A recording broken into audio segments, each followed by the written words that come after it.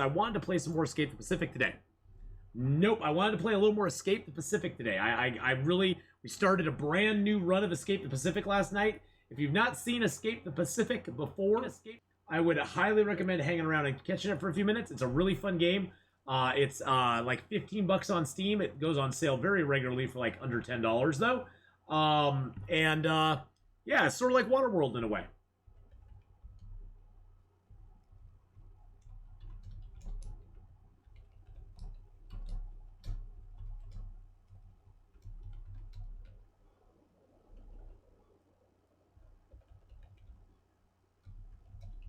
And Escape the Pacific is a very chill game. There's not a lot. There's no animal danger in it. There's no real animal danger in it, but it is a very chill game, and you get to sail around to different islands.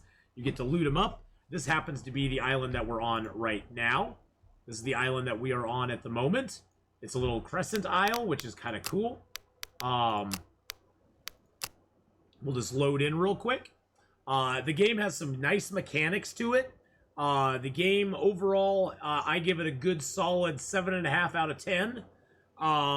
It still has a lot of bugs. It still is glitchy in parts. It's an early access game, and it probably will be for a few years to come. But for what you get out of this game, it's really good. And the game has sticks, not just one kind of stick. It has small sticks. It has large sticks. It has fire sticks. It has birds that you can kill and eat. We got fish and eggs and that stuff in there. That's beautiful. So you basically in the game have your menu here that has your health, your hunger, your thirst on it.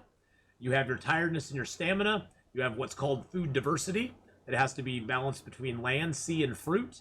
Examples of land food are like your cooked meats and your raw meats of birds. Your seafood is the salmon and other things like that. You have fruits like papayas and bananas.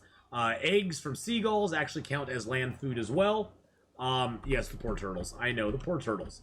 Then you have a huge crafting menu of tools, equipment, and you can do tables and stuff as well if you wish. You have you have boats that you can build, canoes, as well as rafts, which is the sailing part of the game.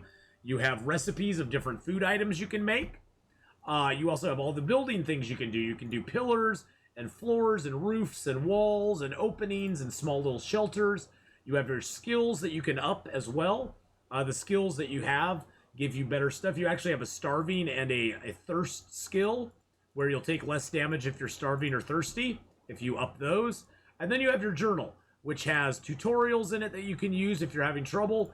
It has achievements for how many days you've survived, for fires that you've started, for seagulls that you've killed. It has quests that you can do as well. Not a lot of those in there yet. And then it has little hints that you can look at. You can go and go, oh, I don't quite understand about shards. What do I do about shards? There's 3 types of shards, and you can go in there and look at it. You can look at your vitamin C stuff. It's how the immune system works. You can look at your wind effects on canoes. There is a story tab that has nothing on it yet. There will be a story mode for this game later on. They are also going to work in a multiplayer version of this game as well at some point. So there's lots of stuff to do in it. Lots of stuff to do. Yeah, we're a little thirsty. Let's drink out of that. And the cool thing, too, is that all of your food and stuff wears down over time. You notice how this is 20, and it gives you a hunger of 20. This meat has already started to wear down. It has a max of 50, and it's down to 49. The worse that food gets, it will start doing damage to you over if you eat food that is raw, or if you eat food that is gone down in condition enough, or if you drink water that has started to go bad. You will start to lose health from doing it. You will lose health from doing it as well. You can also get water from coconuts, which is really nice. I'm just going to grab these coconuts real quick and put them in my backpack, because they do eventually wash into the ocean and disappear, which I don't want them to do. So I'm going to gather up some coconuts and leave them over here for myself. Usually I will eventually build a coconut corral, which will corral my coconuts for me. This looks like a great place to have the coconuts, because it's sort of a centrally located spot of beach. And as you saw when we were in the opening thing, this is the island that we're currently on. It has a shipwreck out here that we'll have to dive down to. This is where we're actually at on the island, is right there. The map that we have is actually mapped out other islands. That's our little papaya island over there. We actually have a island to the north that I need to look for. Oh, there's the island to the north. No, that's to the north. Oh, that's L over there. Oh, I just found that island to the north. Okay. So this is the island cluster we're in. The eventual goal is that we will find a clue that will tell us what direction we need to go to get to our next island cluster. The idea is that you explore and build up your resources in one cluster, and then you move to another cluster where you find more clues, and eventually the idea is that you'll find enough clues to get to a certain cluster at a certain time and actually be rescued. This game takes place in the 1800s, so it is not like modern with airplanes and stuff like that, where you can actually get rescued from a plane flying over and finding you. The game doesn't have that kind of a mechanic in it. There's no gyrocopters. It's not like Stranded Deep in the sense that they had gyrocopters and stuff in the game that you could eventually get rescued and be okay. Oh, that's kind of sad. That stick's hitbox is off. And right now we're just using a canoe, which is our that's the fast travel between islands. Eventually you'll want to upgrade and get yourself a raft that will that you can use the wind and sail between islands. Let's craft ourselves up a bed. We're gonna have to sleep here eventually, so we'll put a bed down here. Do I have any trees that I can just take the leaves from? These are all tall palm trees here. This island actually has quite a lot of building material on it. It even has a banana stem on it. Banana tree is always nice. There's another one over here that will eventually grow bananas too. Oh, I could actually just make a palm bed. Oh, let's just make a palm leaf bed instead. Those are better anyway.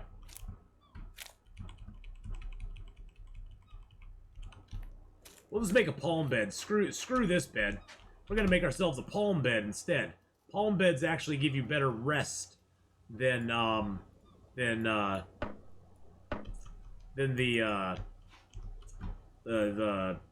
coconut palm, those, whatever those are. This is a banana palm leaf, whatever those are there, the other palm leaves. The palm tree leaves. I need two small sticks and I need a small stick and two long sticks, which I have over here. But other than anything, I like this game because it's just very chill. If you like to build, you can build. If you like to explore, you can explore. If you like to just sit around and build fires and cook up stuff, you can build stuff and cook it up. So this has a bed convenience of 140. The sand, I believe, has a bed convenience of 30. So you'll gain back a lot more rest on the banana bed than you will on the sand. I think the jungle also has a different bed. Yeah, it's 40 on just the regular grass. So you can pretty much sleep anywhere you want in this game, which I think is actually nice. I wish the Long Dark had a little bit more of that you could, if you were super tired, you could just lay down and go to sleep. I think it's a little ridiculous that you have to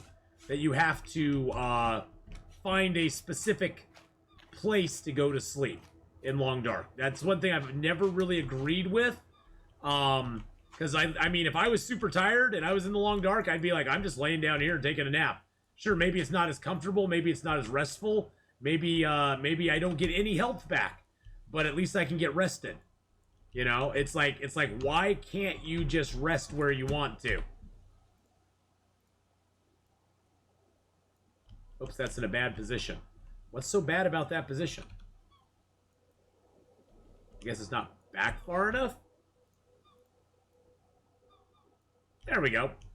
Nice thing about these rafts is you can attach things to them with rope. Rope is a very important thing in the game. Rope comes from you can make rope in two different ways. You can make rope by taking coconut fibers and making them, or by taking hemp stems. And I'll show you both ways. So we need to make another rope. So go into your crafting. go under your tools. I usually unstar these. You can actually star certain recipes, and then in a general radial menu, you can go, I want a small rope with coconut fibers, another one with coconut fibers, another one, and I want one rope with hemp fibers. And then you use those to make a strong rope. And so if you, and the nice thing about the hemp fibers, it only takes one to make a small rope. Coconuts, and it takes one hemp fiber to make any sort of rope, whatever difficulty you're playing on. We're playing on beginner difficulty level, and really the only difference between beginner, intermediate, and advanced is that on the higher difficulty levels, it takes more resources to build the same stuff. And so I was like, you know what? I just want to play on beginner because then I can build more stuff, we can do more things, we can have more fun. Your food and stuff does go away quicker on the harder difficulty levels as well, but not appreciably so. It's not, you don't really notice it a ton.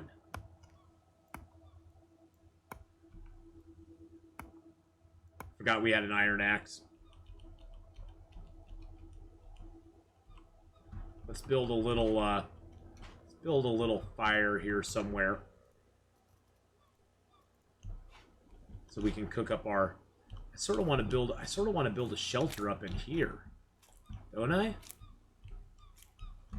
Actually, I sort of want to build a shelter down here on the beach. So all the recipes pretty much work the same way. You pick the recipe from your menu, you put it down, you start building it. I'm going to build that up just a little bit more. I'm going to go grab some rocks here because I want to put some rocks around my fire.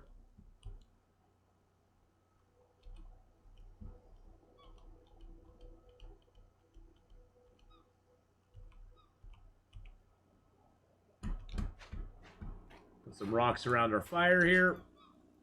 Because the more rocks you have around your fire, the more places you have to cook things. I think you can cook up to 10 things. Oh, I did that wrong. Okay, well, I'll just destroy this. Get the sticks out of it. There we go. So, the more rocks you have, the more stuff you can cook, which is kind of nice. So you can have, I think, up to 10 rocks around a fire, and then you can have, then you have one spot on top of the fire that you can cook stuff to. I'm just going to cook those up because you can't dry. You cannot dry, you can build a drying rack. Actually, we'll do that here because I'm probably going to stay here for a little bit. You can build a drying rack, and that allows you to dry meat. You can build a fish trap, and that allows you to catch fish.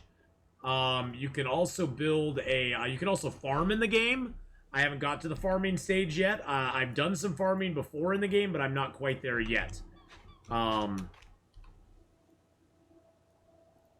Let's eat that because we're probably getting a little hungry. Yep. Get a little thirst going on here too. There we go. Hunger and thirst is all good. See, we lost a point of health. That's because this meat is starting to go down and our water is starting to go down in quality. So we lost a little bit of our health because of that. But that's okay. We'll get that health back. Health doesn't disappear forever. You can get it back when you sleep and stuff. So let's build this fire up nice and heavy. There we go.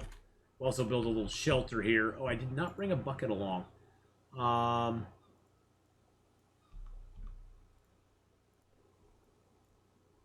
that's our shipwrecked on a near location southwest direction.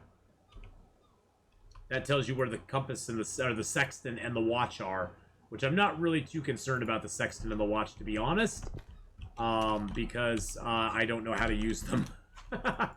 If I knew how to use the sextant and the watch, I'd be way more concerned about it, but I'm not real familiar on how to use them. Gosh dang, get out of my way, bush. We need some more sticks for our fishy trap. Nice thing is, all these pieces of wood you can break down into smaller pieces of wood. So the big pieces break down into smaller pieces, which is kind of cool. It's a cool mechanic in the game. I think that in a similar way, Green Hell does a little bit of that. I know Infected does a little bit of that, where you can break down stuff into smaller pieces, which is really a cool. It's a cool mechanic. I wish Long Dark had that sort of mechanic in a way. It sort of does, I guess. I guess it sort of does. I'm gonna build this drying rack here too. There we go. Drop these. Break these down. Oh. There we go. All right. Then everything that you build, you have to take your hammer to and finish it off.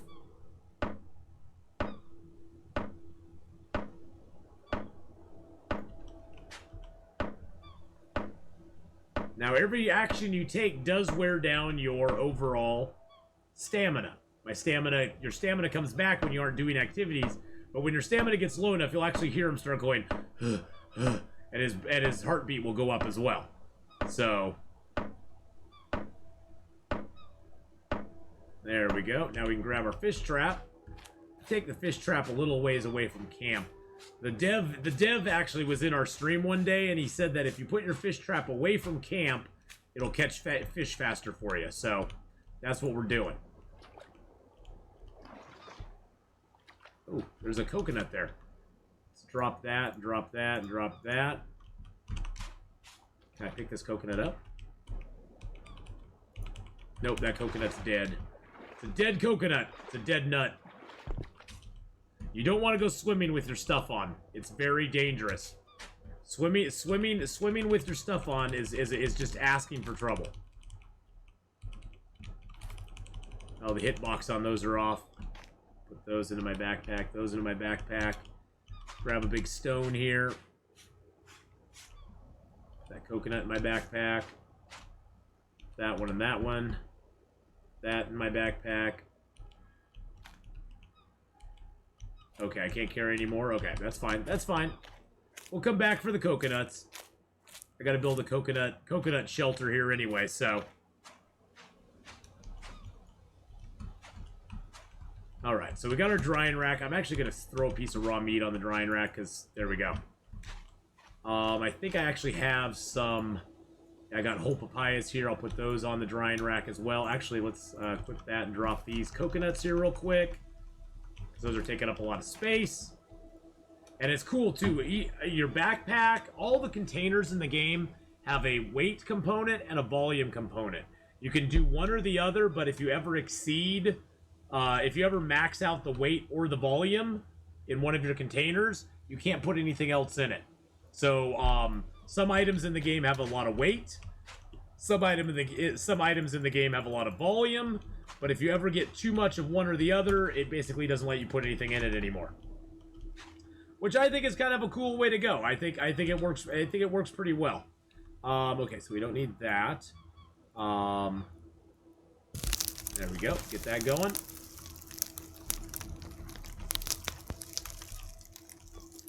Get my papayas out. Get those on the drying rack. The papayas are nice in the sense that they give you hunger, thirst, and vitamin C. They give you 2 less vitamin C once you dry them. It's worth it because they last for a long time once they're dry. Same thing with bananas. Once you dry the bananas, they last for a long time. Dried fruit, dried meat does the same thing. Dried meat lasts for quite a while, a lot longer than cooked stuff does. I'm at 100%. Okay, we're good there. Okay. Let's grab out our salt. Yeah, I have salt. Okay, there we go. Let's salt our meats here real quick. Salt and salt.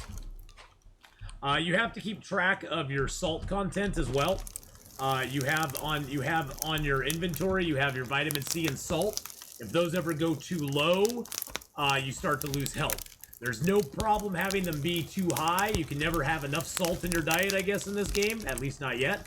So it's never a bad thing to have too much salt, but having too little salt can cause you to lose health as well. It's just a component you have to keep track of. The only way to really get salt is to put out jars, or not jars, but containers that hold salt water and let them basically evaporate, and then you can get salt out of it. You can also put those containers on a fire, and they get salt that way too. Let's get our meat off there before it burns, and then we can turn off the fire, extinguish that. There we go. I will want to build a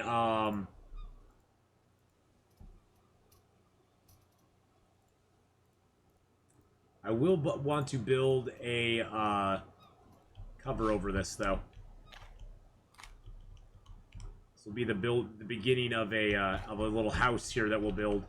Yeah, let's take that tree down. What's our tiredness at? 76%. That's another thing. If you get too tired in this game, you will pass out. You will pass straight out. It'll make you fall asleep on the ground until you're rested. There's no downside to it at this point.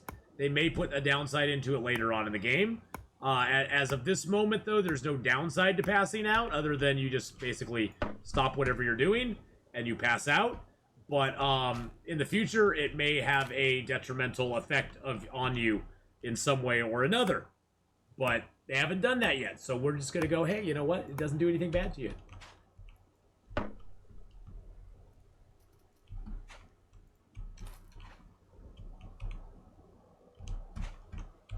Oh, I got it. Oh, there we go. Boop, there we go. All right. Get our hammer out.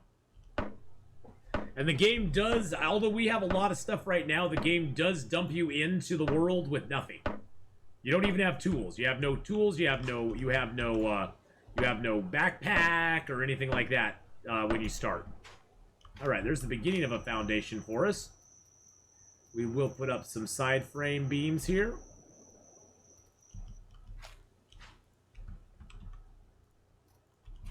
I didn't want that.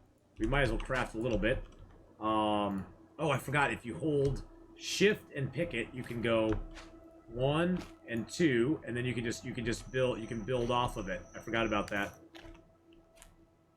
I don't know why it won't let me build there, but it'll let me build there. That's interesting. All right. So I need some long sticks. Let's see. Where can we get some long sticks? Oh, here we go.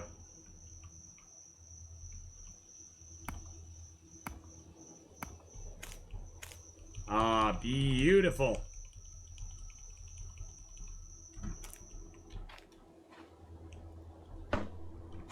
Grab this last long stick before I forget about it. There we go. And the nice thing, too, is that you can always restart your fire. All you have to do is add a piece of tinder to it, which dry grass works really well. You can also use coconut husks, if you so wish.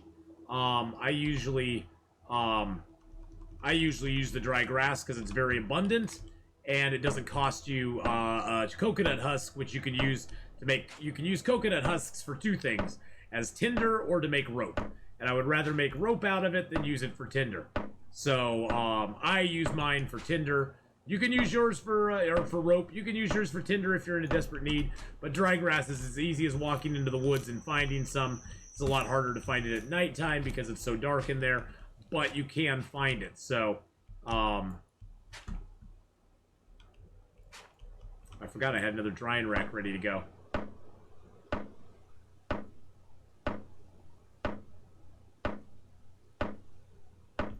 All right. So now we have our the basis of our house ready to go. So now we can build. I'm just going to build some roofs on it. 7 palm point. That's good. I'm going to build a roof on this part over here first. There we go. Oh, yeah, that's sitting down. That's sitting down kind of low. It's gonna be an issue. And each structure you build, as far as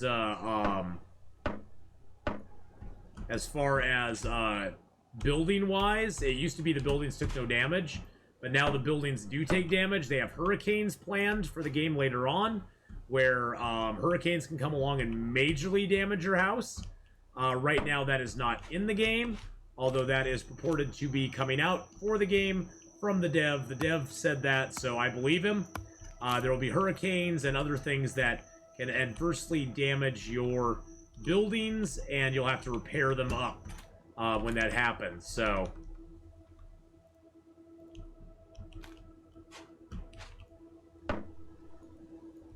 I need one more long stick. So that is coming. That's on their roadmap, which is kind of cool. The roadmap for the game is cool too. They're gonna bring sharks alive. They're gonna have dolphins in the game. I'm hoping that at some point they add like live fishing into the game, so you could actually fish, actively fish, because that'd be really great to do on long journeys. To be able to actively fish on your boat. See how that says roof 3 100%? And you can look in here and you can see roof 3 has 5 stars versus wind, 5 versus sun, 5 versus water, but only 4 versus lightning. And you can see how each one stacks up. Like the basic roof is pretty crappy. In a pinch, you can make it. It doesn't take long. It doesn't take much. It takes a stick and a couple palm fronds, and you got a roof. I built a nice roof because I wanted to have the best I could get, and that's like the best you can get. You can also make grass roofs. You can also make plank roofs. The plank roof 2 is the best in the game. You'll find crates around the world that you can break down and get planks out of, which is kind of cool. We're actually going to move our bed in underneath our little shelter here. There we go. What's our hunger and thirst? Our hunger and thirst isn't bad. Food diversity is a little bad, but that's okay. All right, let's get some sleep. Yeah, we're 92% tired, so let's just sleep till fully rested. Yeah, the building in this game is pretty well done, and there's lots of options you can do as well. So I like that. Ooh, and the night is always gorgeous. Look at the night sky. Look at the moon. The night sky. You got the cicadas. If you go if you go at all onto the grass, you hear the cicadas chirping away.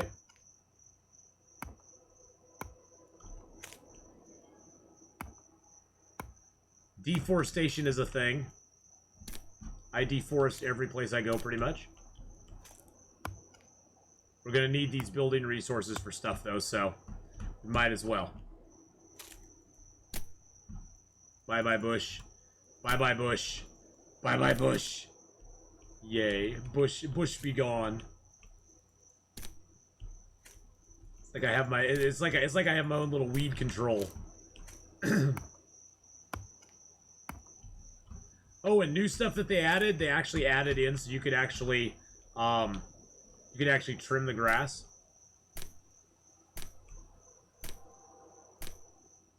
You can even trim the grass.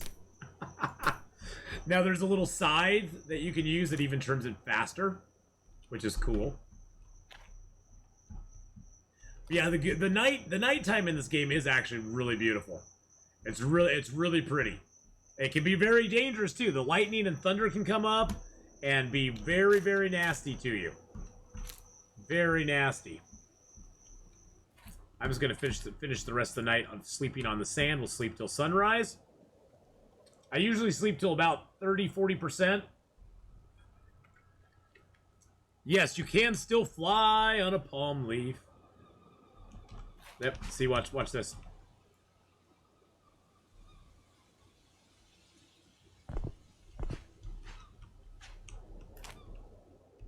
You can go a lot higher now, too, before you hit the ceiling. There's the ceiling right there. And there's no fall damage, so it doesn't matter. Boop! And there's the fall. How you doing, Scruffy Nerf Herder? How you doing, my friend? Alright, so we got that, we got that. We got these long sticks here. Let's go check our fish trap. We put our fish trap a ways away from base because the dev did say that the fish trap gets more fish. Oh, look at that. We got 6 fish already. The dev did say that the fish trap is set up to give you more fish the further away it is from your base. It fishes quicker if it's away from your base. We'll go do our morning pickup of coconuts. Oh, I can't pick up any coconuts. I got all this fish on me. I like collecting the rocks too. You're good, but tired. Been working long hours. Oh, I hear you there, my friend. I hear you there. I had that week last week. That was my entire week last week. It was just long hours, annoying stuff at work, and I was so happy when it was done. I was so happy when it was done.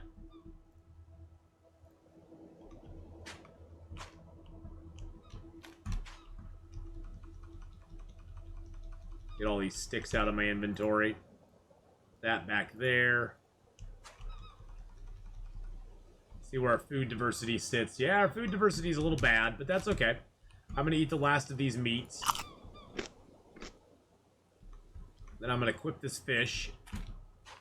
And put some fish over here on the rack. There we go. We got some fish drying now.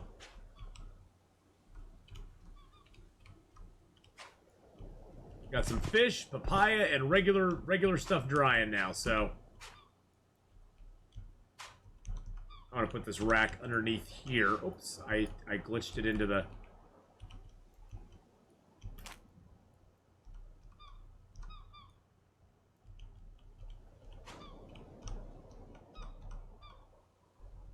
There we go, put them back to back.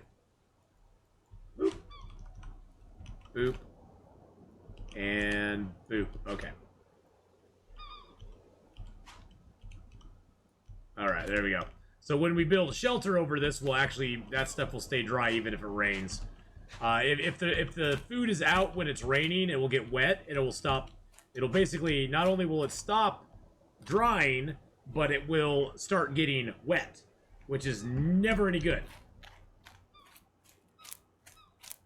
You don't want it to reverse the drying process.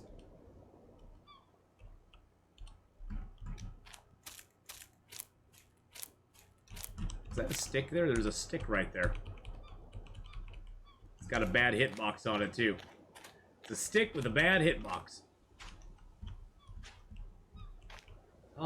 Actually, that's okay. That's alright. Alright, so we're gonna build one more, pillar here. Boop. There we go. Oh, you know what I need to make? So if you're having trouble with water, there is a way to get water.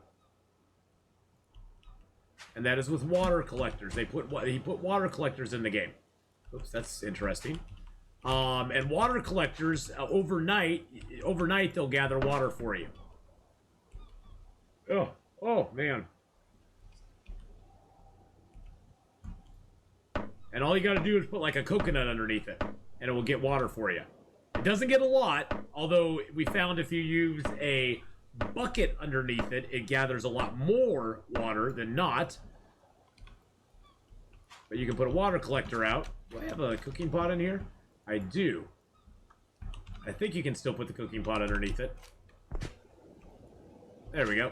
And that will collect water for us, passively collect water for us. So if you're ever having a problem with water, you build one of those and you're good to go. You can also get water out of coconuts. You can also collect water in a barrel. This water is probably going to damage us a little bit if we drink too much of it. Not yet. The water eventually goes down. You notice how it says 19 on it now? It used to say 20. It used to give us 20 hydration per drink. Now it only gives us 19. And the little green thing by the 57.5, I know it's hard to see, but there's a little number 57.5 with a green right to the left of it. That will start turning more and more yellow and then red, and you'll get less and less hydration, and the water will actually become poisonous to you. And the water will hurt you when you drink it, which is never a good thing. You don't want your water to hurt you when you drink it.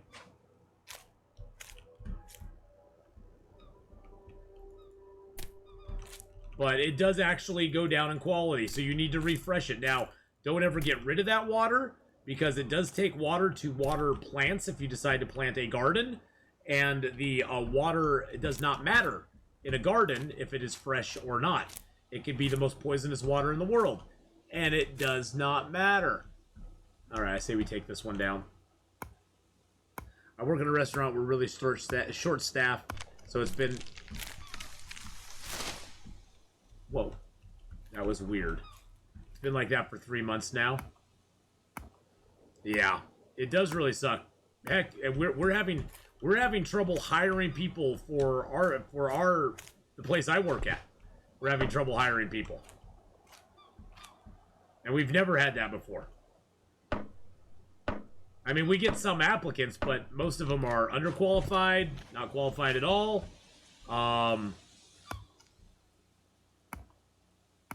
Yeah, it's sad state of affairs.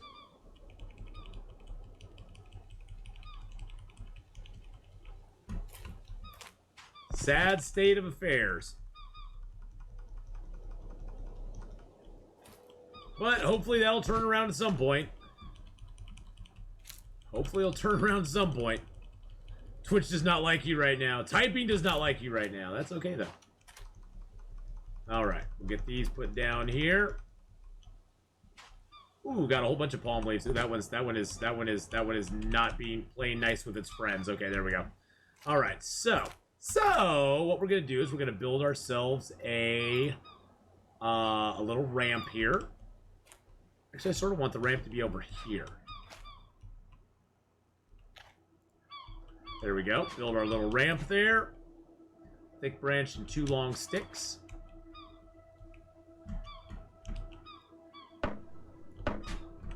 Thick branch. I thought, no, that's not a thick branch. That's a wood trunk. I mean, it's just as good. It'll give us 2 thick branches once we cut it up, but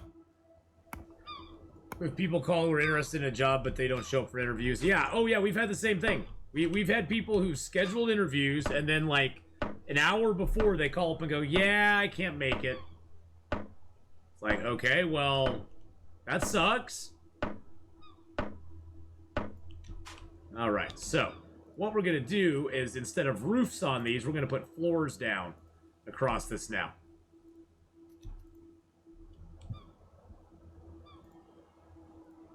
There we go.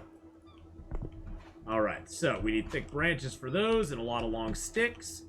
But we have sticks. That's why I cut all this stuff down last night, because I was like, I know I'm going to need long sticks. We can only carry 5 at a time, but that's okay.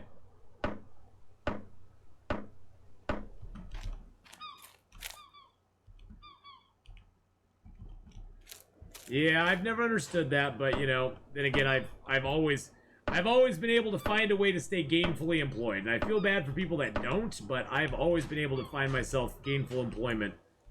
But then again, I work in retail, so retail jobs are easy to find if you really want to go get them. If you don't want to go get them, yeah, they can be a little harder to find. Or if you're trying to get one that has exactly what you want in it, you're probably going to be out of luck, because most retail jobs don't have what you want in it a lot of times.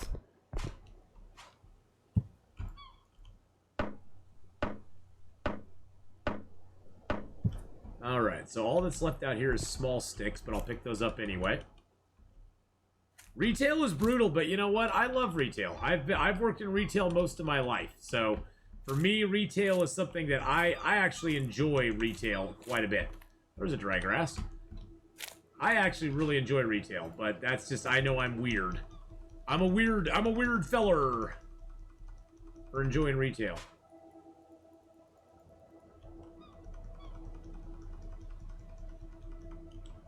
But most of the retail I've ever worked in, I never went for, like, big corporation retail. Most of the retail I always worked in was small companies. Be it a comic book store or the small tobacco store that I work in now. I mean, we have 3 locations, but you know, it's not like it's a giant corporation chain. You know what I'm talking about? So it definitely is a different environment. I think once you get up into the corporate level, retail takes on a whole different kind of. It becomes a different kind of animal.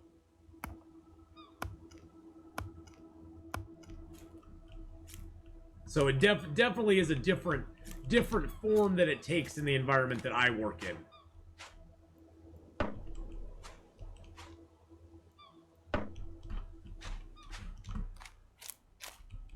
That was a good tree. Got a couple good tree trunks out of it. A couple good tree trunks out of it. Oh, you know what I should do while we still have energy? I should go diving. I should go diving down to that, I should go dive down to the wreck that's over here in the cove. We've got a wreck right here in the cove. I think I actually I'll leave my backpack and stuff over here so I don't forget where it is. Now, when you go diving, there's several things you want to do. You want to take everything off of yourself. Your satchel. You can sometimes leave your satchel on, but you want to take your tool belt off, your backpack off, because all that stuff will weigh you down. And then the last thing you want to do before you do any diving is save your game, because things can go bad. Probably won't here because it's really shallow. I mean, it's a shallow place where this wreck is, but things could go bad, and you don't want it to go bad. And then up above, you see the white bar. That's my breath. The red bar is my health. Let's get our breath back here. I probably can look down while we're doing that. Looks like there's a chest there. Chest there and a chest there. This is a three chest ship, boys and girls. This is a big boy ship. This is a big boy ship. So we got 3 chests.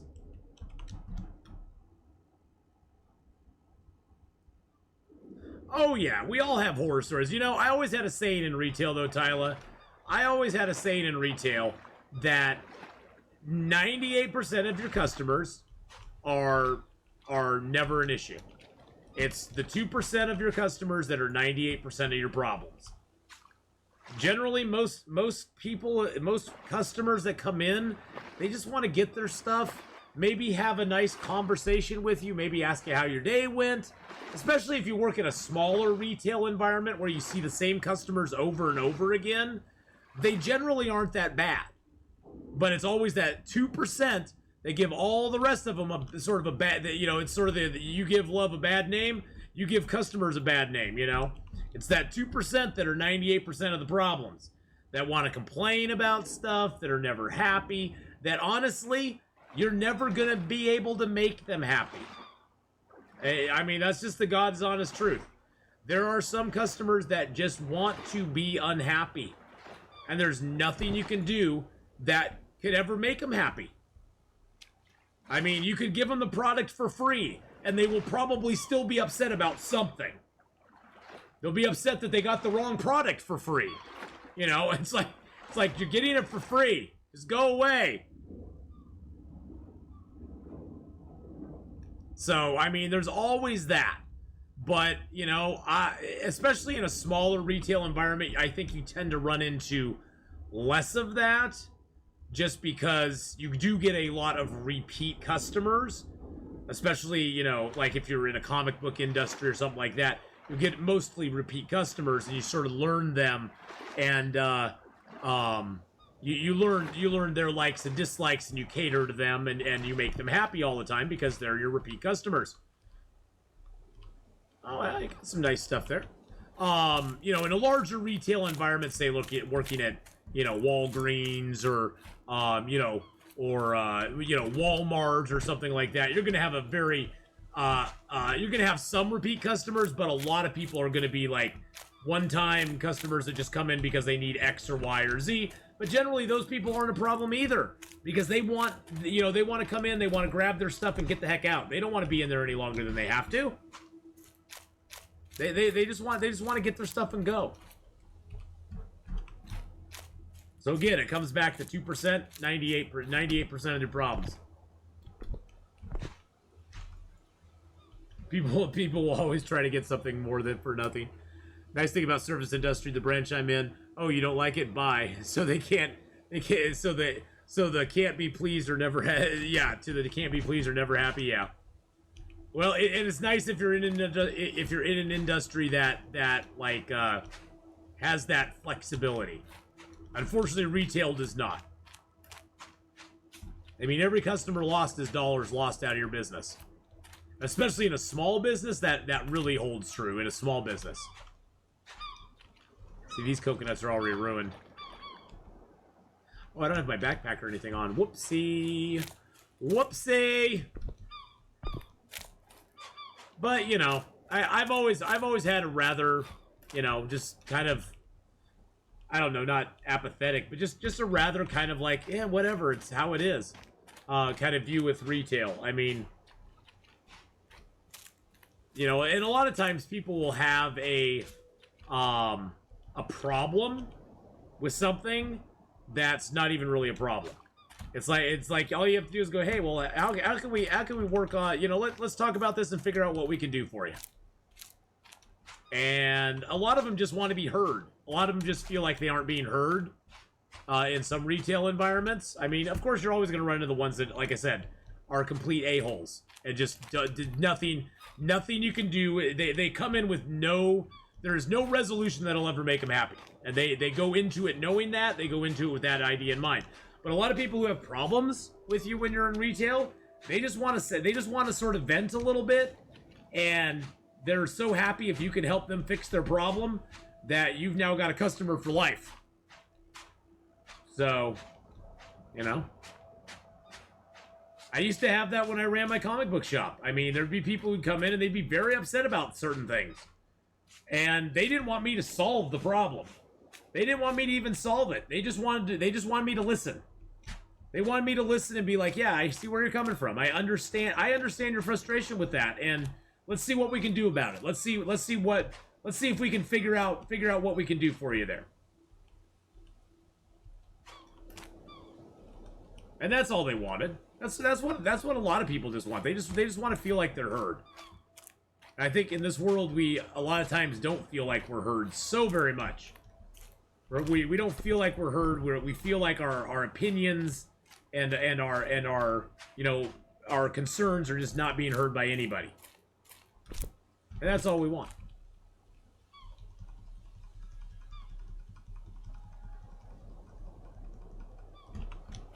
I find it strange to not be working the day after Thanksgiving. Well. Day after Thanksgiving. Yeah, we try it. My boss tried that for a couple of years, staying open on Thanksgiving, like for shortened hours, and it didn't work very well. He abandoned that. But then again, a lot of retail stores were starting to stay open on Christmas, you know, or not on Christmas, but on Thanksgiving, or opening early on Thanksgiving, which I've never understood. I'm like, you know, just give it up. Just give it up. Just 1 day, 2 days a year, 2 days a year that you don't have to be open. Just deal with it, okay? 2 days a freaking year, Christmas and Thanksgiving. Just don't do it. Alright, well, we searched the whole island. Usually you find a chest on an island, but I didn't find a chest, which is weird. Very strange. I found some more coconuts and turtles over here.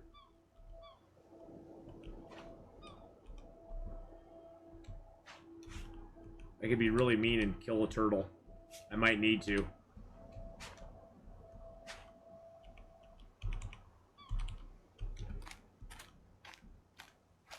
Usually there is another chest on the island, and I'm just not seeing it. It must not exist. Spare the turtle? Well, if I don't come up with much more land food, I can't spare the turtle because I need land food. Although I do have eggs, so I guess I could do that. Spare the turtle, spare the turtle.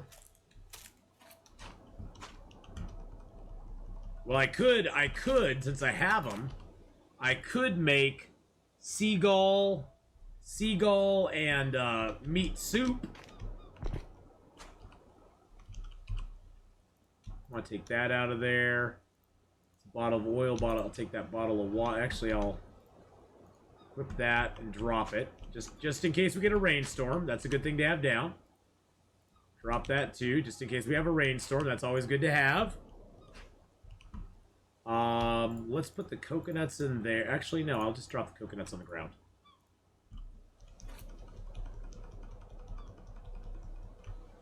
I wish it was a one-hit or two-hit, not just a straight battering it into non-existence. I know. It's kind of sad. It's kind of sad. I do need to craft. I do need to build a. I do need to build a coconut container.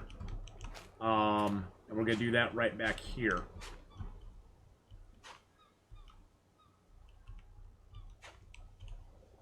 No, I don't want to. I don't want to attach it to the house. No. There we go.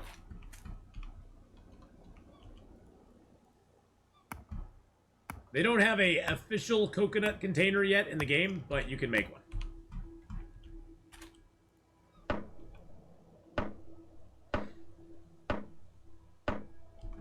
By doing that, and then making a little thing around it.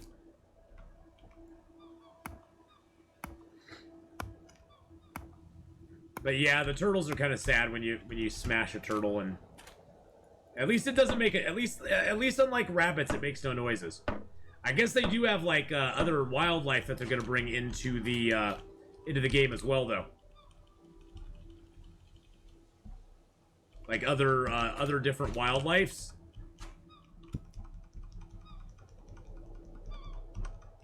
Which will be kind of cool. I can't wait for that. That'll be kind of nifty. Actually, let's dry these bananas real quick. I'm gonna dry these bananas along with the fish here. Those bananas are kind of going bad.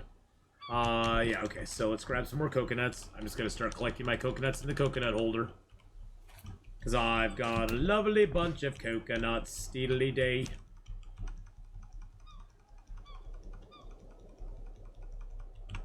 Oh, that's not the right hat, is it? Oh my goodness.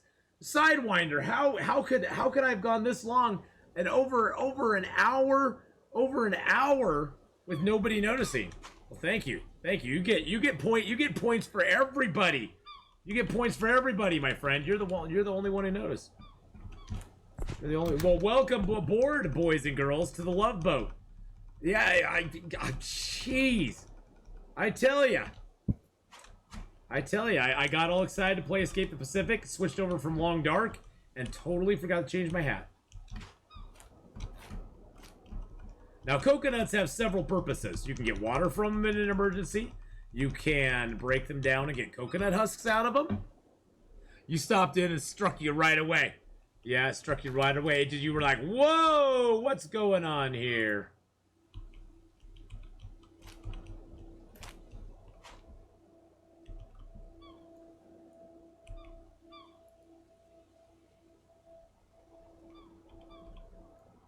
I don't like that dew catcher there. It's a weird angle. I'm gonna put the dew catcher over. Maybe more. Maybe like right between this tree and the holder. Right by the tree. There we go. Right by it. There we go.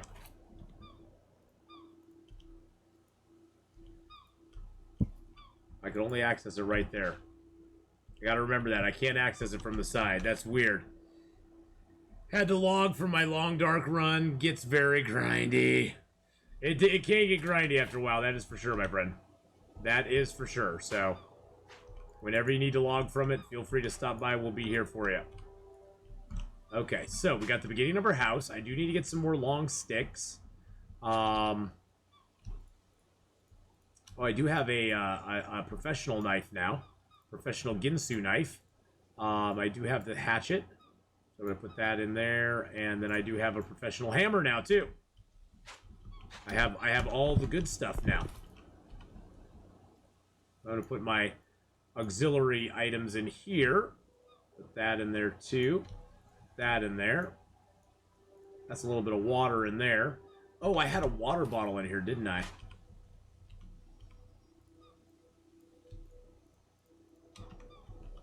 See what else I can fit in this crate here. There we go. Can I fit the bread and that in there? Yep, I can. And the scythe? Yes, I can. Equip that. The water in here. There we go. Eat the fish. I'll get my fish, my sea diversity up a little bit. All right. Yeah, I got 80% diversity right now, which means my diversity between land and ocean is land and fruit is okay, but my seafood has gone down a lot. So let's go see if we got some more fish out here in our fish trap. Got fish in the trap. And then we need to sail to another island. We need to sail to another island, check some stuff out. I got 3 more fish in the trap. That's not too bad. It's not too shabby.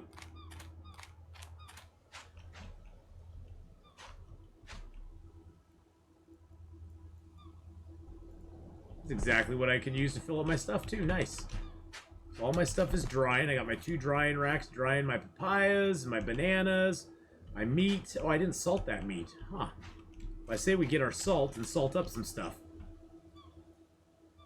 We got 8 more doses of salt, so I think I'm going to salt all my fish. I think all the fish is going to be salted first. Because salting stuff is never bad. You'll never go wrong salting stuff. Actually, I will salt that 1 piece of meat up. There we go.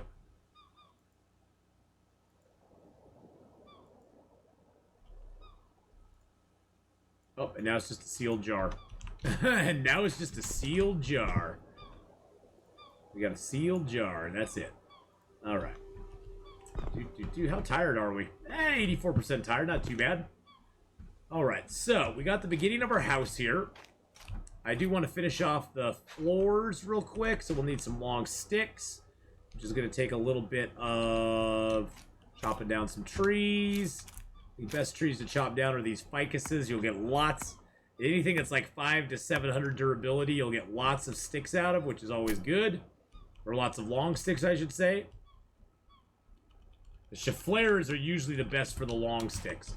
The other ones tend to give you a mix of long and short sticks, which short sticks are good too. Don't get me wrong, short sticks are good too, but they're mainly for using on fires. They're mainly fire starter or fire material, I should say. Put these fire sticks over there. But like, I think, that's an Oleander. Okay, so that one's probably going to be a good one too. This one actually will probably give us more long sticks than that last one did. Yep. That gave us 5 long sticks.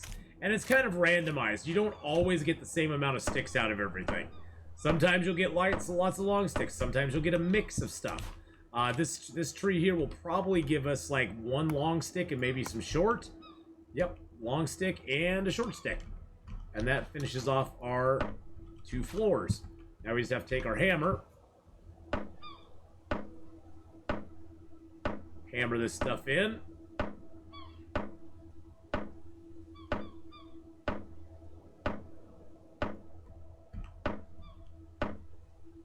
I do like the building mechanic. I think it's cool how it improves the building a little bit more.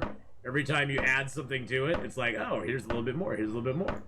There we go. And so now we have our floor. We have this roof over here, which is like, it's just there to keep the rain off more than anything. Nope, I don't want to build pillars.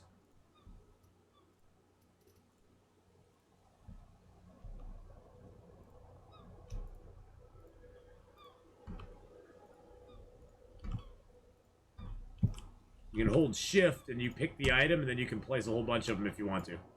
There we go.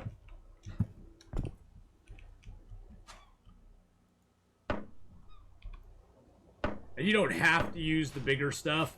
I think down the road you'll probably want to, because the bigger stuff, supposedly the bigger stuff is going to wear down slower. Stuff like, just general little sticks and stuff will break down faster, and the bigger stuff will break down slower. And so in the future, it's probably going to be to your benefit to have the higher quality building materials in place. Right now, it doesn't seem to make a whole lot of difference, but in the future, I think it will.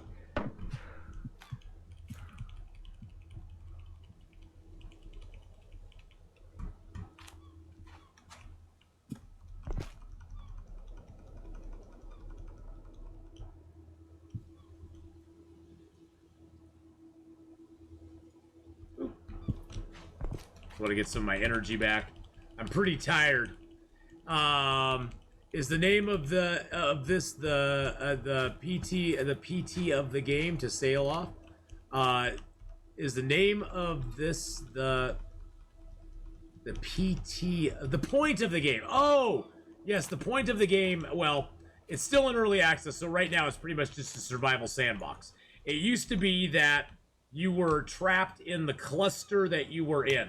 The cluster you were in, which as you can see on my map here, that was the cluster that you could only exist in. There was nothing else beyond that. The game is developed now to a point, though, where given enough time and resources, you will find a clue as to where another cluster is. It'll say, oh, the nearest cluster's to the south. You know, you'll find a note that's like, oh, if only I'd known the end was near, I never would have left the cluster to the south. And then you can sail there and find more clues to where another cluster is. So basically, it's an ever-expanding cluster of islands that you can go to. And eventually, the idea is that you will actually be to escape the Pacific. You'll actually find clues as to where and when to be to escape from the actual Pacific Ocean. It's all set in the 1800s, though, so there's no radio, there's no you know, airplanes flying over or anything like that. But yes, the actual goal of the game is to eventually escape the Pacific.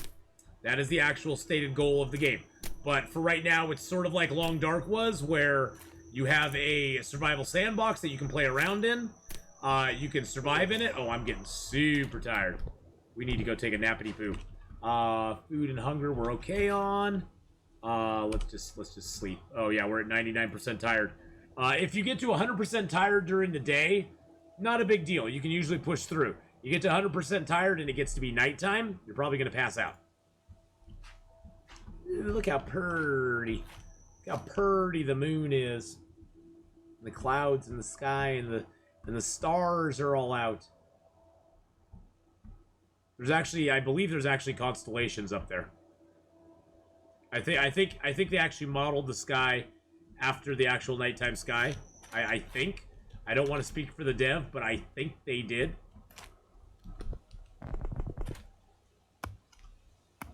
Because I've seen some suspicious clusters that actually look like real stars up there.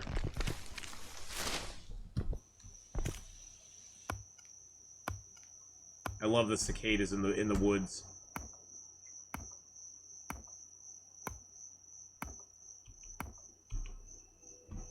Zombie sharks instead of wolves? No, there is a shark model in the game. It's not yet active though. The shark model in the game does not actually do anything right now. The shark is there. It used to be called a dead shark.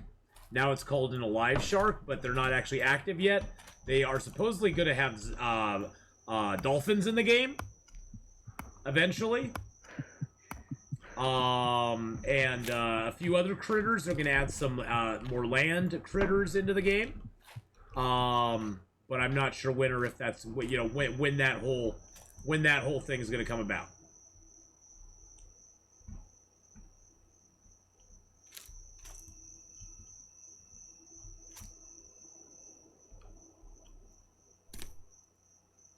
Damn you, Bush! I just want to see. There's the other palm trunk. I knew there was another one over there somewhere. Just building at night, because, you know, why not?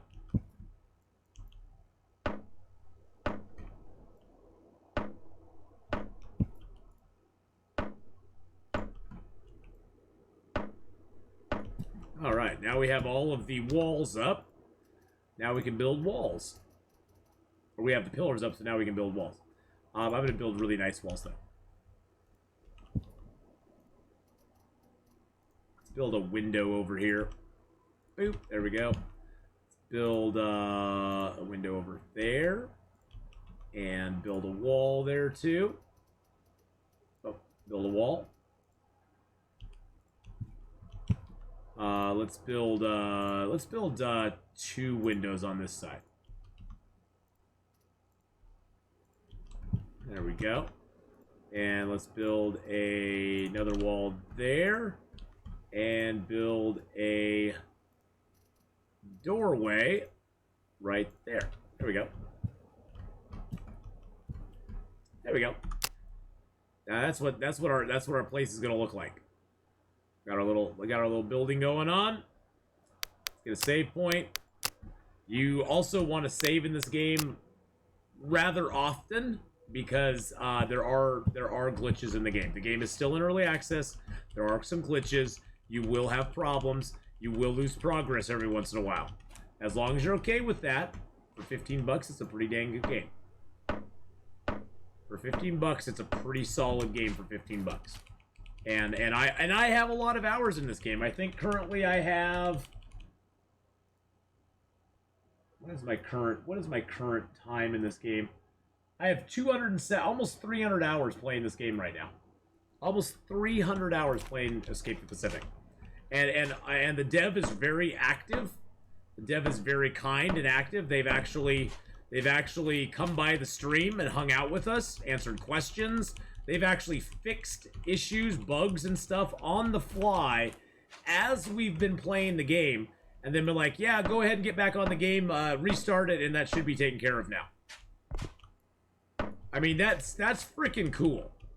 And the game's being made by one dude. It's now actually got a team of several people. But it's actually being made by one dude in Belgium, I believe it is. I want to say Belgium. I'm probably wrong. But it's being made by one dude. It's like a one-man band. And it's just kind of his passion project. That's all it is. And, you know, I actually talked to him. You know, I actually messaged him and stuff and said, hey, you know, I've been playing a bunch of your game on Steam. It'd be really awesome if you had, if you could get a category for it on Steam. Because there's no way for anybody, you know, if I'm just playing the game on Steam, there's no category for it. So people can't find your game on Steam if there's not a category. And he's like, oh, I don't even know how to set that up. And I was like, well, honestly, I don't know either, but I think you just contact Twitch and they'll get you going. And he got a category set up for it and the whole 9 yards. So it's pretty freaking cool. Pretty freaking cool stuff. So, all right, let's just sleep till sunrise. But yeah, I mean, I've been very impressed with the level of attention the dev has given this game. He usually takes the summers off. He's taken this summer off as well, which I don't begrudge him that.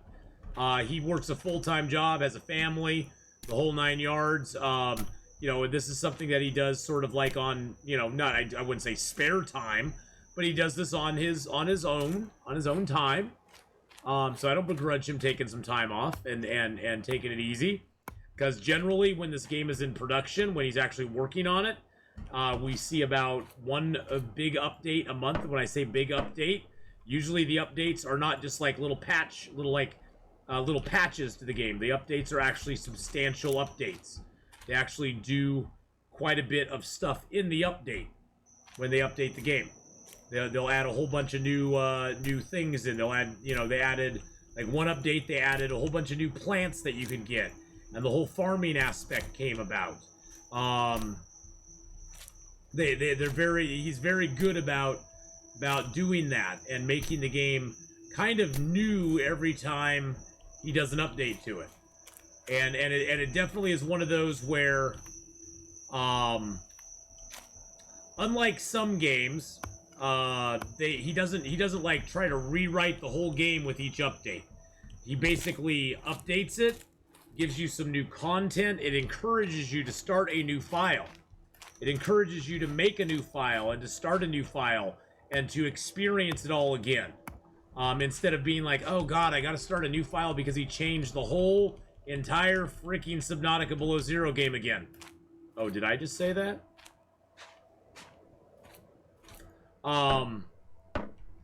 When did it launch? I think it was 2017 that it launched. I want to say. I think it was 2017. Here you can go and look. Actually, I have a link. There's a link that's not only to their Steam page, but it's also to the Gamers for Gamers Team page, which is their official website for the game. You can go on there. He has a Carl. He has a whole thing on there. He's got a summer schedule. We're leaving to vacation with our families. In between, we are going to work on our full-time jobs, which means stress in general, so we can guarantee there will be... we can't guarantee regular updates during the summertime.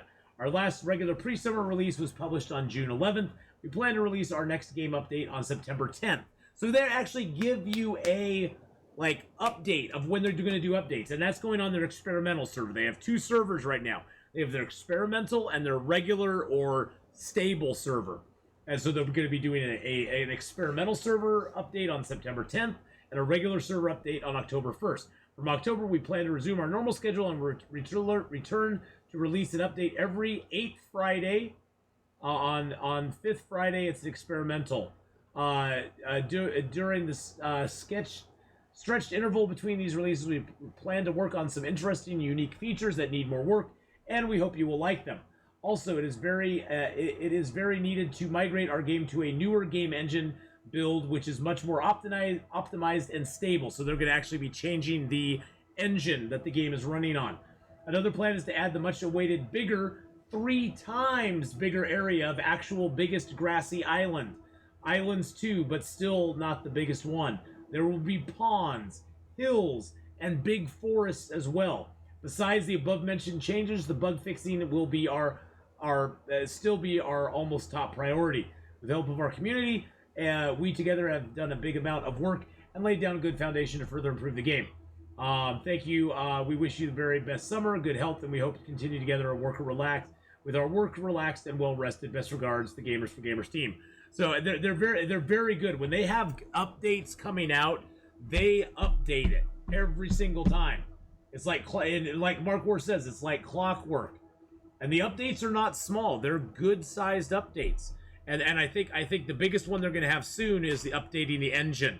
The engine is I think the biggest thing. The engine the game is running on right now is very bad. It's kind of sketchy. It's a little bit tetchy at times. But I like the passion. I like the excitement the developer brings to the game. I love just standing here and watching the frickin' sunrise. I mean, how gorgeous is that? You just stand here and watch the sunrise. Slowly coming up, a little J.J. Abrams lens flare in your face. You know, but that's one reason, Sidewinder, that I want to try to give this game some love on stream. I'd like to think that through our stream, we've been able to sell them some copies of the game. In fact, I know we've been able to sell them some copies of the game. When the game was on sale, I gave away a couple copies of the game. I'll probably do that again in the future and give away some copies of the game. It's a very relaxing, fun game that's beautiful. And it honestly is, for me as well, Mark Wars, the best tropical survival game I've come across.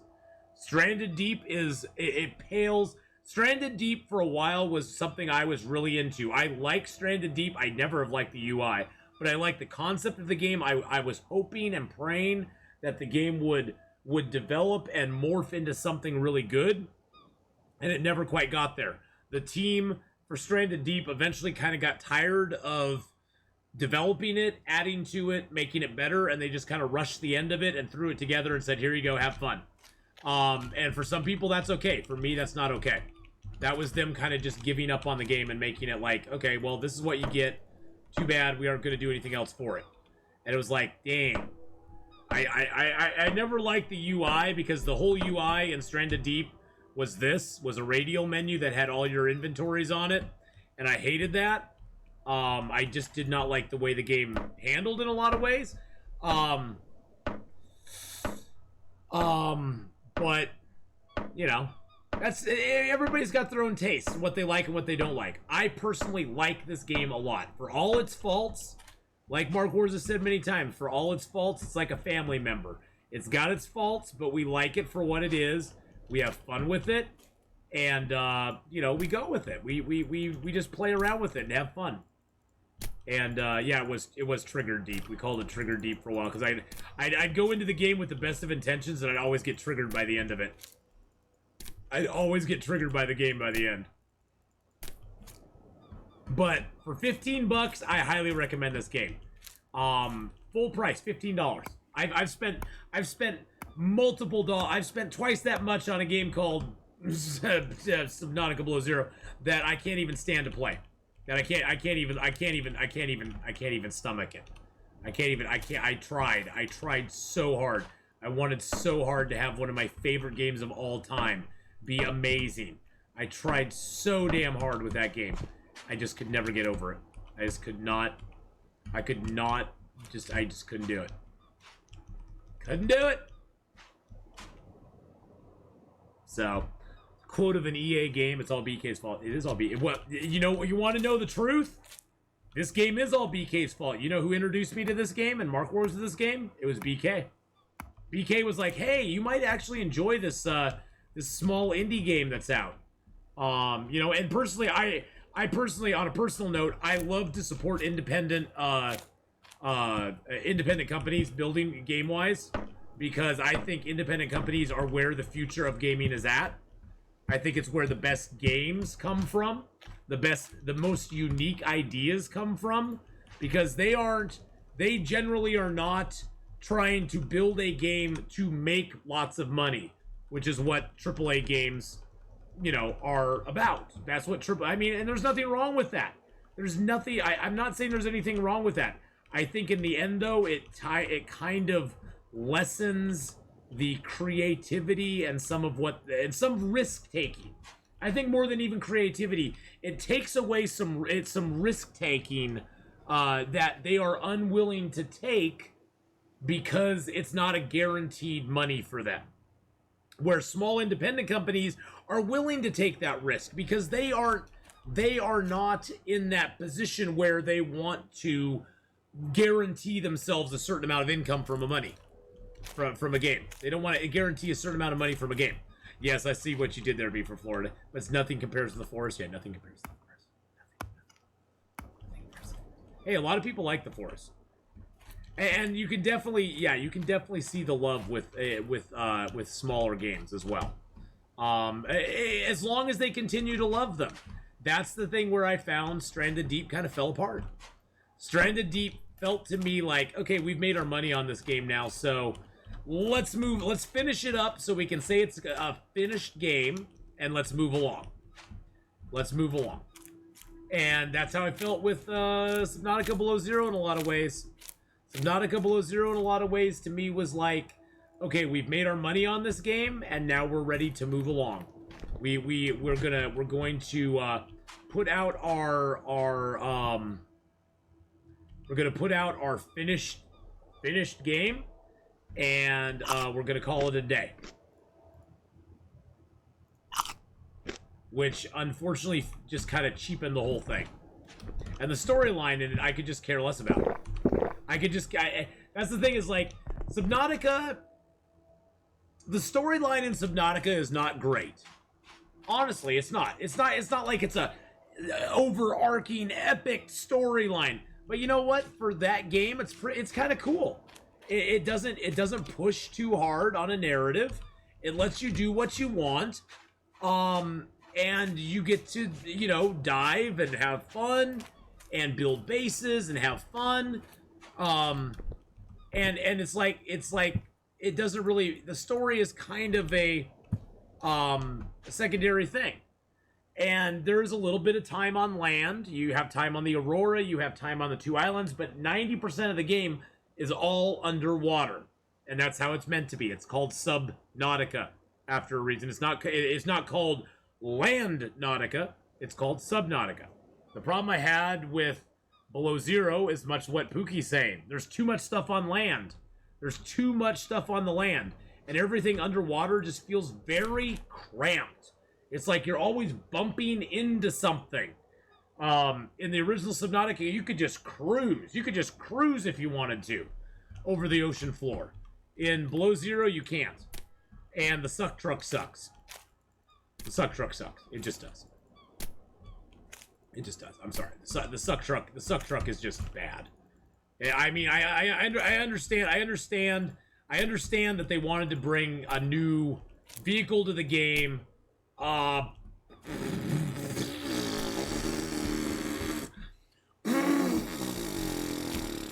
the suck truck sucks. It just does. There's just no two ways about it. The suck truck just kind of sucks.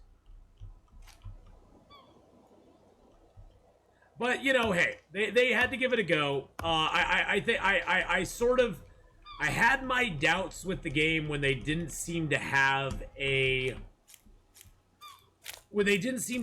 direction.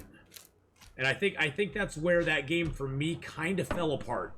Is that it felt very much from just an outsider's perspective. I'm just a dude.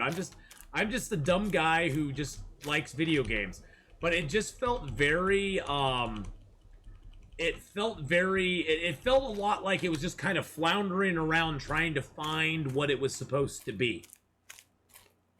And I would have much rather, the story be good or bad, I would have much rather them go, this is what our story is. If you don't like it, too bad. But they just seem to flounder so much as far as like, okay, let's try this. Okay, that didn't really quite work out. Okay, let's try this.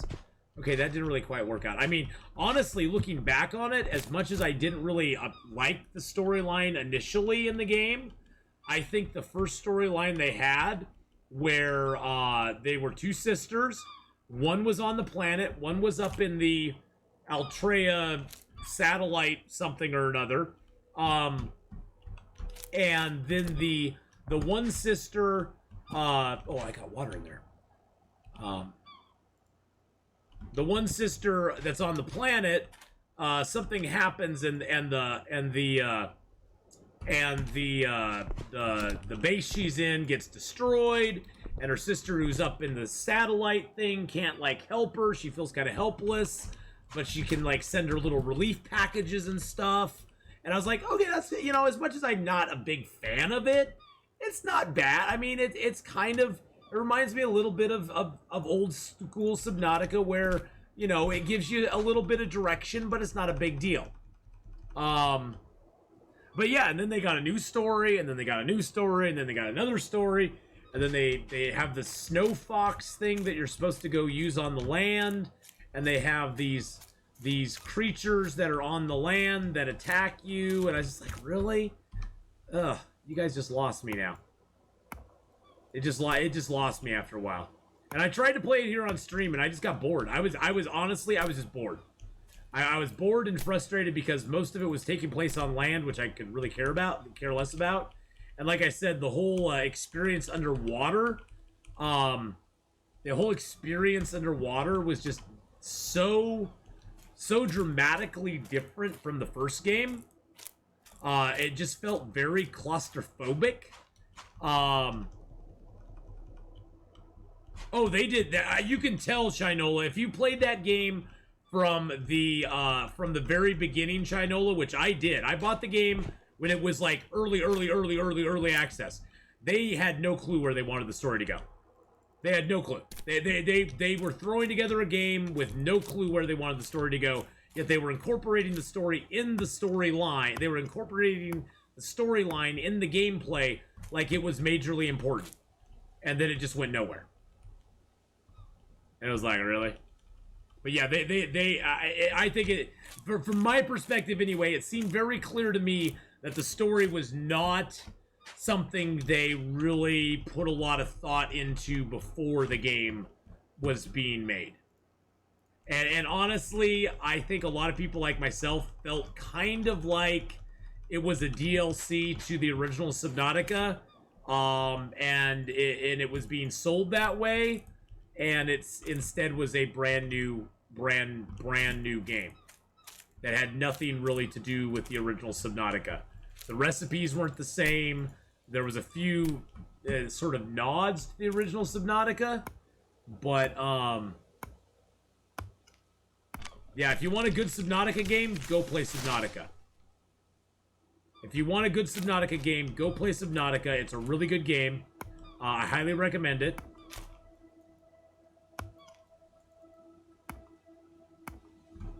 I highly recommend it. It's a really fun game. But it just felt very different. Very different. I would bet 90% of the people that truly did the work on Subnautica were not there for the sequel. Oh, probably not. I can almost guarantee they were not. I can almost guarantee they were not there for the sequel. Oh, jeez Louise.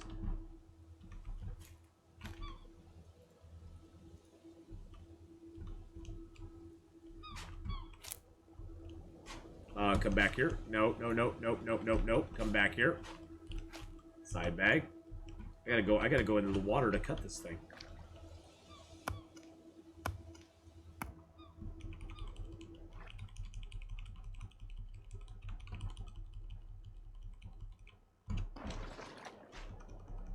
Jeez Louise. Oh yeah, I have a massive amount of time in Subnautica. I've played through that game so many times, and it never gets old.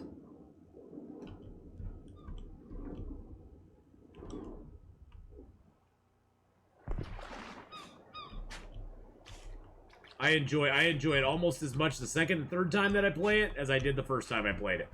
In some ways, I almost enjoy it more in the later games. Because I feel like I have more freedom because I sort of know where things are. So I can sort of run around and do things that I wouldn't do when I was initially playing it.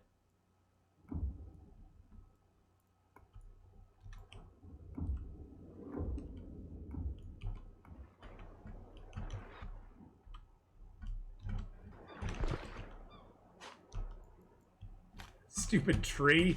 You stupid tree! Why'd you go out there, you stupid tree? You stupid tree.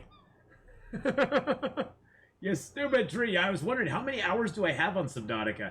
It has to be a lot at this point, because I played it again this year. I try to play Subnautica once a year. Try to play it once a year. And right now, Subnautica Below Zero, I have a total of 54 hours played on it. 54 hours I wish I could have back. To be completely honest, I wish I could get my 54 hours back.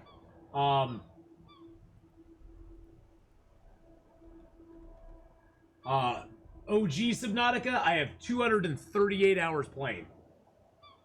238 hours playing OG Subnautica. So, I mean, I have almost as much time playing Subnautica as I have playing Escape the Pacific. 275 hours playing Escape the Pacific. So yeah, I got a lot of hours in OG Subnautica.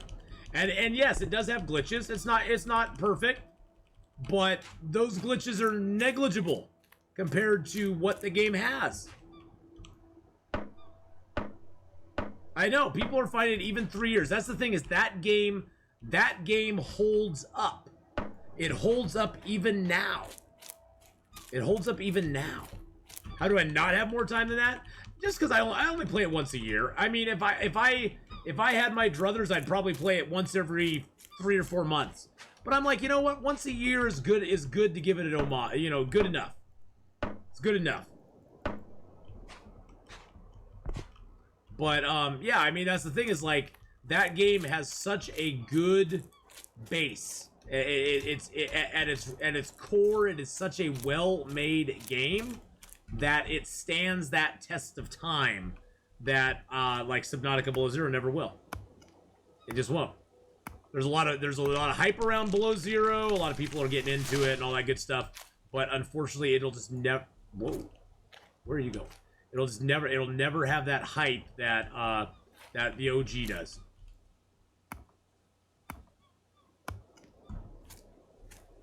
Because it does not have that it factor that the OG Subnautica had. The OG Subnautica had a completely different kind of feel and vibe to it that I just don't get when I'm playing Below Zero. I just don't. And it's not, and you know, maybe it's just, you know, that was the vibe they were going with Below Zero. I don't find that vibe to be what I wanted. So, you know, I can take my game hours and go play something else. And for anybody who likes Below Zero out there, there's nothing wrong with that. My opinion is my opinion, and that is it. It means nothing. My opinion and $2 can go buy you a cup of coffee. Oh yeah, I was right. Hey, I try to be excited for stuff until I'm proven otherwise. If I'm proven otherwise, then I can get less excited about it. But until I'm proven otherwise, I'll try to be excited about stuff. Especially if it's stuff that I've loved in the past, that I really enjoy. I mean, I want to be as excited as I possibly can. Prove me wrong, though, and you're dead to me. Prove me wrong, and you're dead to me. Oh, I forgot I left my backpack and stuff over here. Jeez Louise.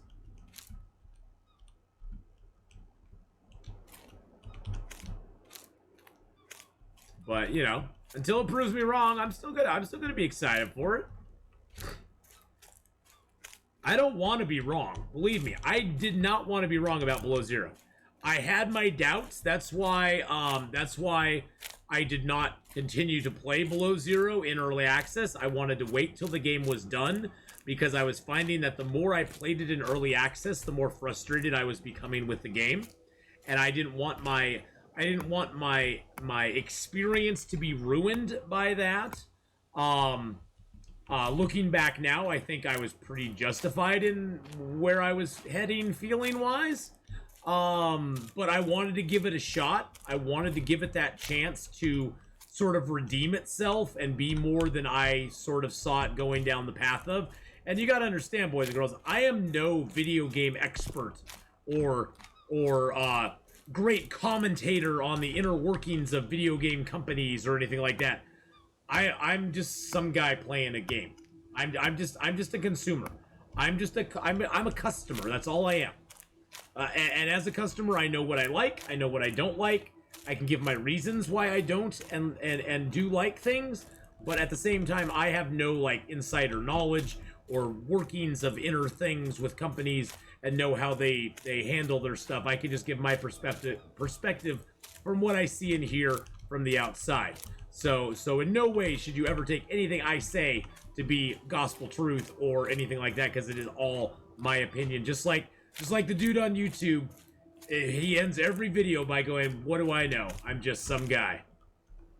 And he's awesome. If you've never seen Just Some Guy on YouTube, go check him out. He's hilarious. Hilarious. He's got hilarious takes on stuff and he's awesome. But that's gonna be my plug today for a YouTuber. Go watch Just Some Guy. He's awesome. And he finishes up every video by going, "But what do I know? I'm just some guy." And it's true. In the end, most of us, we are all just some guys or gals. It's just our opinion. It's not right or wrong. It's just how we feel about it. If Hinterland, but how can you make another Long Dark? If Hinterland decides to do something completely different, I will understand. The Long Dark 2 simply can't live up to expectations. I don't want them to make a Long Dark 2. To be completely honest, Mark Wars, I think that would be the biggest disaster they could do. I think that they can take what they know with the Long Dark and the sandbox they've built around it, and they could make an amazing sandbox game that we could all enjoy and play, maybe set in a different environment, maybe put seasons into it, maybe add some different flavors, maybe make it a little more crafting heavy. I don't know. But I would definitely, I personally am not for them making a Long Dark 2. I know a lot of people would probably like to see something like that. I think from a marketing end or a creative end, I think it would be a disaster. Yeah, you're right. You can't recreate a happy accident. And really, the Long Dark is a happy accident. It was never intended to be what it is today. It was never intended to be a survivor sandbox heavy survivor sandbox centric game. It was meant to be a story. It was meant to be, think of a game like Firewatch. Firewatch is what Long Dark pretty much was kind of supposed to be. I mean, it was supposed to be a story-driven, couple protagonists type game, and that was what it was supposed to be. So if you've ever played Firewatch is a fun game, by the way. A game like Firewatch or a game like Kona, that's sort of what Long Dark kind of, I think, started out with the idea of this is what our game's going to be like. It's not where the game ended up, but that's sort of what they were thinking, is that that's what their game was going to be built like. So, you know, it was a happy accident that it's not, but yeah, he wanted to make a cold weather survival narrative for the iPad. If people didn't play the sandbox, it wouldn't have ever took off as a sandbox game. Well, I think for several reasons, Pookie, it got sort of a cult following of people who love to play it as the sandbox. I am on an island, as a matter of fact. This is the island. Actually, we need to save our game. This is the island that we're on. This is going to be my main. It's going to be my main base isle, I think. This is the island that we're on right now. Looks like we have a palm tree over there. Got another palm over there. We got a couple right. We need to go get some palm leaves, so I'm going to go get those trees right there. We are going to get a save point, though. But yes, we are on an island. This is an island survival game. It has some it has building, it has surviving against the elements. We haven't had any rain in a while, which is kind of surprising. But the weather is kind of hit miss. So. But as you can see from our map, this is the cluster of islands that we're on. We're on this island right here, which I'm going to rename.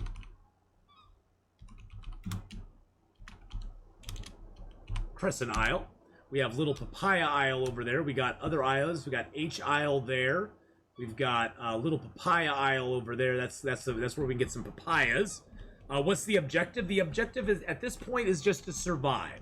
There is no long-term goal in the game other than survival. A little bit like Long Dark Sandbox. The game started out, when the game first started out, you were locked into whatever cluster that you spawned in, and that was the only place you could live. The game has expanded a lot in the last 3 years that they've had the game out. You now will find a clue that will tell you what direction you need to go to get to another cluster. It usually takes about 5 to 7 game days to sail from one cluster to another, if you're lucky. It may take longer. So you have to be very well positioned to do so. You have a whole cadre of crafting things you can make, including stuff to gather water, dry food, catch fish. You can actually plant gardens. That's one of the new areas. Is it real geography? It is not real geography, but it is actually real weather. The weather that the game utilizes is actually taken. You're in the Pacific Ocean between 20 degrees north and 20 degrees south latitude. The weather for that area is actually based on actual weather that would be in that latitude during a certain time of year, and which is kind of cool. The nighttime sky is amazing. And you're actually technically supposed to be able to navigate by the stars if you're smart enough to do so. I'm not smart enough to do so, so I can't navigate by the stars. But that being said, if you were smart enough to do so, you probably could. Me, I'm not that smart, so I can't do that. I just have to head out in a direction and hope I hit land eventually. I'm sort of like Robinson Crusoe. I just go, I hope there's land over there. But it's all procedurally generated right now, and it probably will remain so. But the weather's actually kind of real, as far as like being able to get rainstorms and that sort of stuff. And they will soon actually be adding in hurricanes as well as typhoons into the game, so the weather's going to get a lot crazier too. And all of your buildings that you build will actually degrade over time due to the weather. So when it rains or when there's a big storm, your buildings will degrade. You'll have to fix them back up. The eventual goal of a game is to build a raft. Right now we have a canoe, but the eventual goal is to build a raft and sail to another cluster. And eventually, from what I understand, eventually you will find clues in clusters that will lead you to a place where you can eventually escape the Pacific. You can actually escape the Pacific. Right now, you can't do that, but yeah, the rafts need to be way more stable. Way more stable. The rafts right now are probably the biggest thing I want to see them stabilize, but I think a lot of that, Mike, will change when they're updating the engine soon on the game. They're going to be changing the engine that the game runs on. And so hopefully when they do that, it will stabilize the game more than it is right now. And you're here just to hear me say cluster. Yes, I know you are. But hopefully that'll stabilize the game more for the future. We're going to take these fish off here too. I'm going to get some fish out of my trap and put them on here. I'm going to get fish in the trap. Fish in the trap. So hopefully that will, hopefully the change in servers will stabilize a lot of stuff for us. I'm hoping anyway. All right, my diversity's good. This is a place where you really want to have good diversity, boys and girls. You hear about diversity all the time. This game, it's very important to have diversity. How's my vitamin C doing? Oh, I'm down to 80. I should probably eat a papaya or two. Let's take a papaya and eat it. Take a papaya. Now, papayas that are dried do last quite a bit longer. but they only have 8 vitamin C, and they give you no no thirst quantity on them. So you can eat it, you get some vitamin C back. I'm going to eat a banana as well, get a little more vitamin C, and eat one more banana, because why not? There we go. All right, so let's pick these bananas too. Dried bananas almost last forever. I mean, all the food and water in the game does degrade over time, but dried food and dried water, or dried food and dried meat and bananas actually last quite a while in the game. So we can, and you always want to salt your meat if you can. Salty meat is good. Salty meat is good for you. All right, so we got our dried fruit in there. I do have some eggs in here that I can do some stuff with later on if I want to.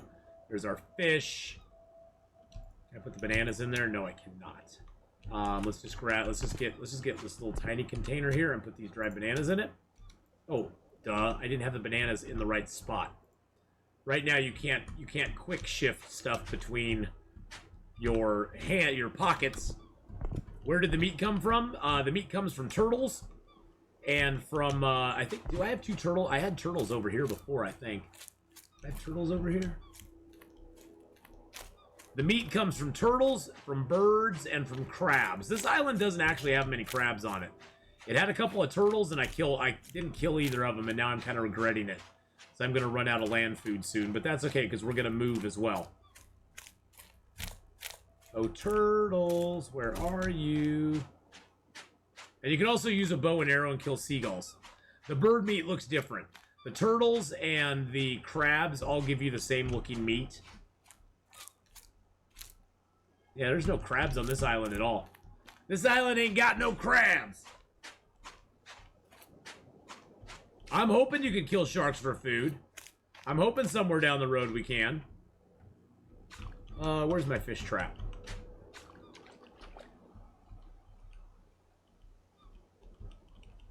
Oh, that one's gone. These coconuts eventually... If the coconuts sit out in the ocean long enough, they eventually decay. You can't pick them up anymore. So, you want to pick up the coconuts when you can, because coconuts are a great source of water. Alright, let's go get some fish out of our trap. Oh, it's full. Oh, it's a full trap. It's a full trap, baby. Oh, yeah, that's a lot of fish. Once you get the fish traps down, fish are never a problem again. Seafood is kind of hard to get in the beginning of the game, but once you get that fish out there, the fish are never really an issue ever again.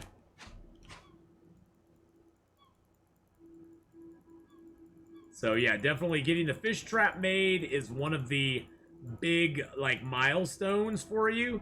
Because once that fish trap is made, you are good to go.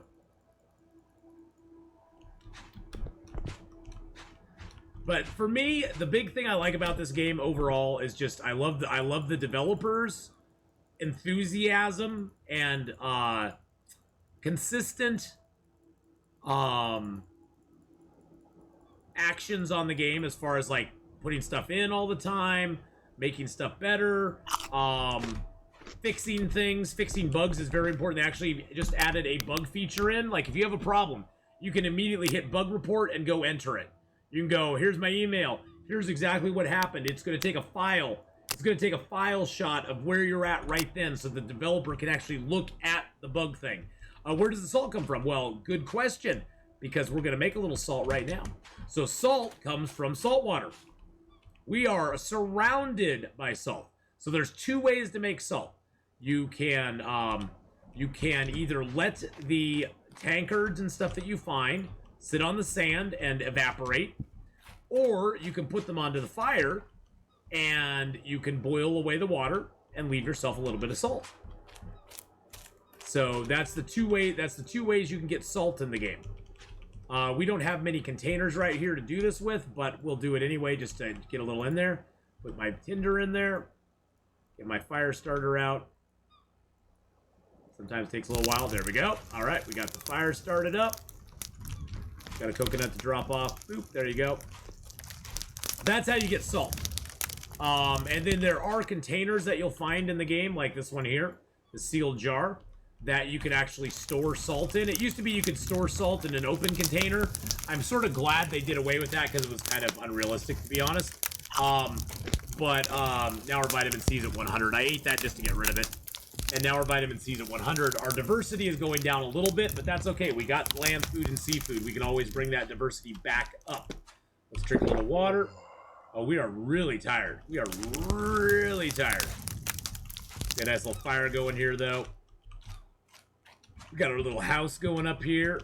Got a little house going up here. I'm gonna actually build on my house. Let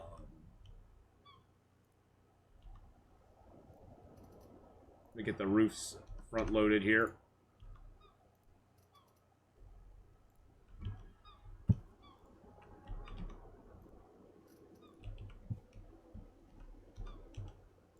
There we go.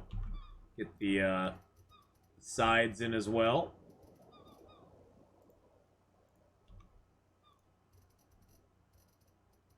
Boop, boop, boop. Palm roof 13. Yeah, there it is. There we go. They actually have different palm roofs that you use. They have different roof sections that you use for each one. One fits in one way, the other one fits in the other way. There we go. And let's see, where's 11? There it is. There we go. That will be our house. Once we get it done, our house will look like that. You can actually build windows and doors onto the house as well, which I'm sure will come in handy later on when you are actually trying to, oops, I lost my bed.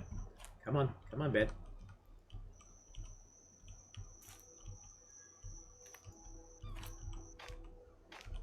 I want to move my bed up there now before I get the doorway like locked in place, because it gets a little harder to move it up there.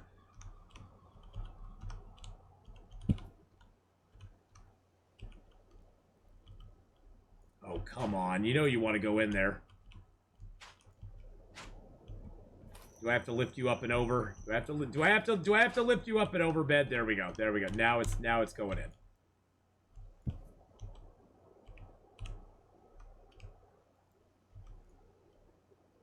Oh, come on. You know you want to. You know you want to go in there, Mr. Bed. Poor bed. The poor bed. The fire under the house makes you nervous. Ah, it's okay. It's gonna be fine.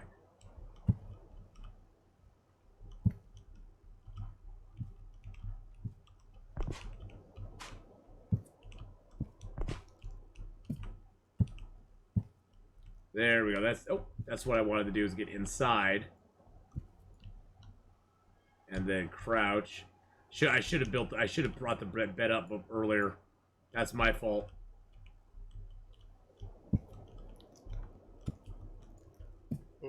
Oh shoot, and then we passed out. I was so tired I just passed the F out right there. Just passed out, baby.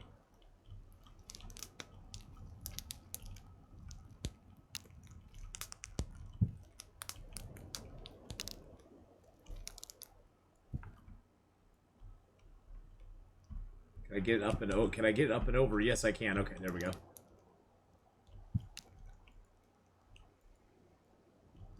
Ah, there we go. Brought it in.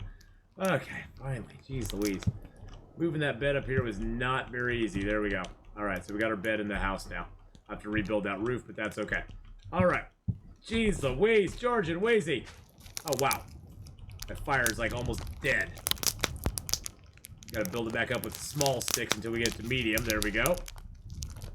Fire burns down very quickly in this game, boys and girls. Very, very quickly.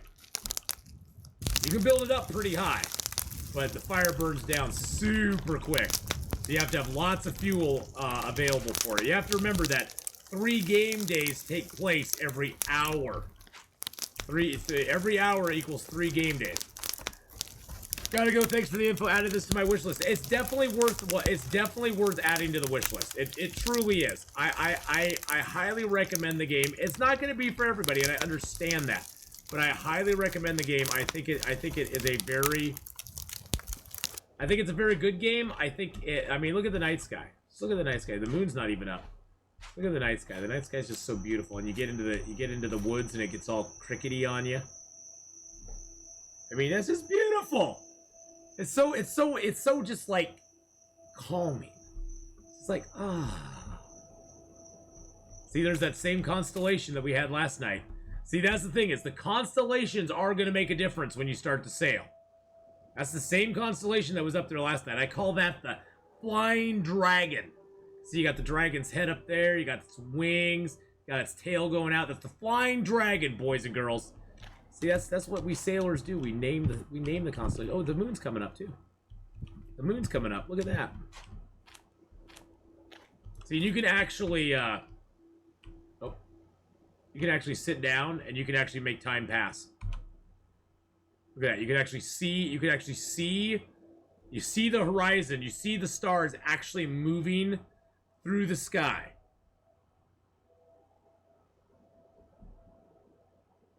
I mean, check that out. Isn't that freaking cool? You can actually see the world moving. Oh, that was weird. That was weird. Oh, did we just glitch something bad? I think I glitched something. I think there's something wrong with fast time right now, Mark Wars. Because remember we had that issue with, I wonder if I can touch anything now. Oh no, I can touch stuff. Okay. That is weird. It like reset. Alright, let's just sleep till sunrise. You just purchased this recently. It's the next game after Valheim. There you go. I mean, it's a great deal, and it's only $15. And you can get it on sale. You can get it on sale sometimes for under $10. I mean, personally, I think the game is totally worth the whole $15. But if you're a deal hunter, and I'm a deal hunter, I'm not going to say I'm not. I am a deal hunter. If you're a deal hunter like me and you want to wait, you can sometimes pick it up for like $10. $10 or less. I mean, there's worse games. I mean, like I said, though, I played twice that much for Below Zero, which I'll never play again. I paid 4 times that much for Cyberpunk 2077, which I'll never play again. So as games go, I think I've got my money's worth out of this game. Any game that I pay $15 for that I can play for over 200 hours and not get bored and keep coming back to and be like, hey, that's a pretty fun game. I like it. You know, any game that I can get 200 hours out of for $15, it ranks, it pushes up it pushes it up in my book. Let's just put it that way. I'm gonna grab the small chest. And I'll put that small chest right there. I'm gonna try to tie it down. We'll see if this works. Oh, there we go, baby. Yeah, baby. Yeah, baby. All right. So what we're gonna do with these cups? We're just gonna fill them up with water. I'm not gonna use my fire on it, but I'm gonna just fill them up with water. There's no harm in having them filled with water, and just leaving them out to do their thing. They'll become salt naturally over time. They'll eventually dehydrate. All the water will dehydrate out of it, and they'll just become salt.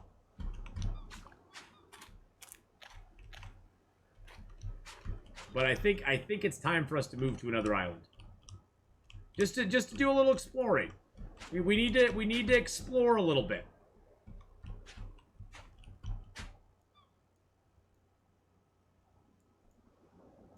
Whoops. Whoopsie daisy.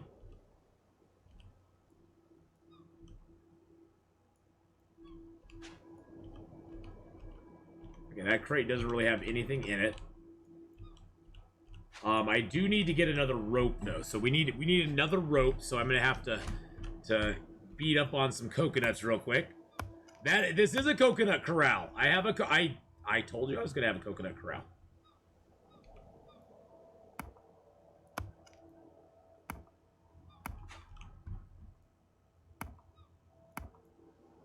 Yeehaw! You gotta corral them coconuts. Them coconuts are crazy little buggers. So the way you build it is you build a pillar set first. You build a pillar set and you lower it down as far as you can get it. So you do that first, and then you build a stable side beam frame that goes around that sits around it basically. There you go. And then you have a place where coconuts cannot escape. Because escaping coconuts is not a good thing. You do not want the coconut. You don't want the coconuts to escape. These coconuts will try to get away, and you don't want them to. You don't want the coconuts to get away from you. It's very bad. It's bad for business. It puts the lime in the coconut. Exactly.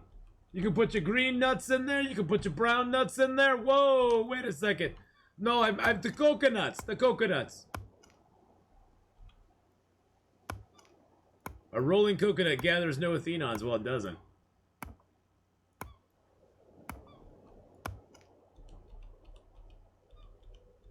There we go. That should be enough to make some stuff. Let's make one tour of the island real quick. It's called my grand tree. See, look, the bananas are growing back. And fruit does grow back. So if you leave the banana trees, they will eventually... They will eventually grow back. So leave the banana trees if you can. The coconut trees actually do drop coconuts like every day. So if you don't have to take the coconut trees down, it's a good idea not to, because you can get coconuts off of them. Oh, there's the turtles. Sorry. Don't look. Look away. Look away. No, that turtle, he's just sleeping. Look, he's just sleeping. He's just sleeping. See that turtle, he's just sleeping. Don't listen to Atheenon. Atheenon, he did something bad to me. Don't listen to him at all. Don't listen to him. He's a very, very bad guy. He's a very, very bad guy. He's very mean to me. Am I a thirderer? What's a thirderer? What is a thirderer? I don't know what that is.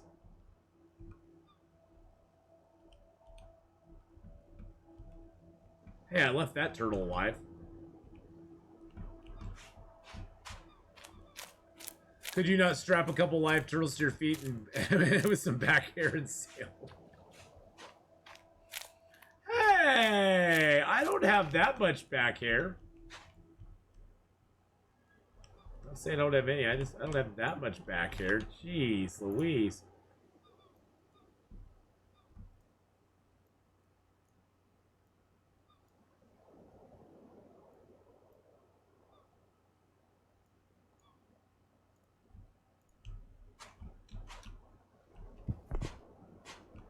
Ah! I have no room on the drying rack. Okay, I have room there. And there. And...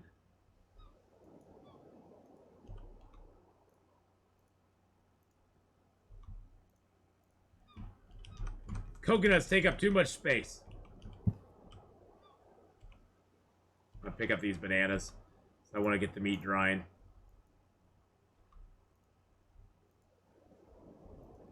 There we go. Now we got the meat drying. Okay. So what I'm going to do is I think I'm going to take some of my fish. And I'm going to eat that and that. And I'm going to eat that. And I'm going to take some of my fish and my dried bananas. No power in the verse can stop me. Hey, thank you, El Halo, for the follow there. I appreciate that very much, my friend. I'm going to leave some fish and bananas in here. Okay, so is my crafting still undergoing good? Okay, no. Tools. Small rope. This is a quick way you can hotkey stuff. Thank you so much, El Halo. I appreciate that very much. Or El Halo. Maybe El Halo. I'm not sure, but thank you for the follow. I do appreciate that. And welcome to the stream. Welcome to my little world of tropical paradise. All right, so let's equip that. Let's get these ropes made. And like I said before, there's 3 difficulty levels in the game. There's beginner, intermediate, and advanced. The survival aspects of each is not really that dramatically different. The main difference you'll see is that all the things that you want to make in the game take you a lot more resources. Like just in intermediate, it goes from 3 coconut fibers to 5 coconut fibers to make a small rope. And to make all the things in the game, it just takes more resources. So it's more of a resource heavy aspect than anything else. It's not so much difficult survival as it's just more difficult to build the things that you want to build. You're getting Slenderman. Oh, from the hands. Yeah, they're a little creepy. They are a little bit creepy. I'm gonna leave that here. Actually, you know what? I'm gonna take all that stuff with me. That's H aisle there. We could go back to Little Papaya aisle and get some papayas. I could travel to L. Let's travel to L real quick. That sounds like a plan. Okay, let's go put this over here. Boop. We did ask the developer to possibly add a way. There's two things you cannot put in your backpack that are just annoying. You can't put your stick in your backpack, and you can't put your shovel in your backpack. And so we asked the developer if it would be possible to add a special slot onto, like, maybe a special tool belt or maybe a sling that you could carry a paddle or a or your shovel on, which would be really cool if they did that. Oh, I need to get a save point. Before you sail anywhere, boys and girls, always get a save point. It's very important. I cannot stress to you enough. Save point, save point, save point. I even have a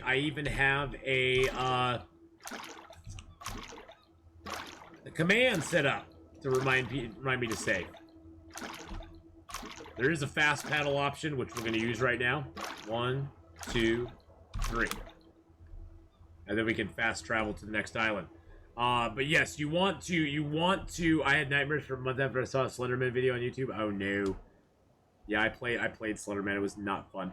I think it's exploit. Yeah, save. Atheenon! Hey, Atheenon, save your game! And I'd always forget to save on this game, and then I'd, like, get to a certain point, lose all my progress, and I'd be pissed! I'd be pissed! By the way, boys and girls, tonight, my meal is brought to me by Freshly. It's the summertime chicken risotto with corn and herb pesto. It's a very good meal. It's very delicious. It looks, well, it doesn't look that great in there because it's got green screen all over it. But the summertime chicken risotto is very, very good. I enjoy it quite a bit. I've had it several times. I highly recommend it.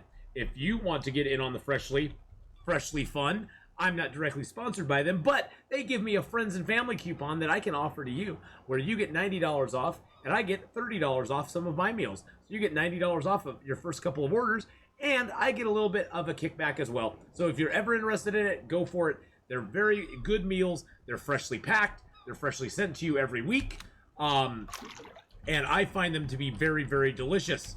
They're sort of like a gourmet TV dinner. And for me, a person who does not like to cook, I am not a cook. I will never be a cook. They are a very good alternative to actually having to cook and do stuff.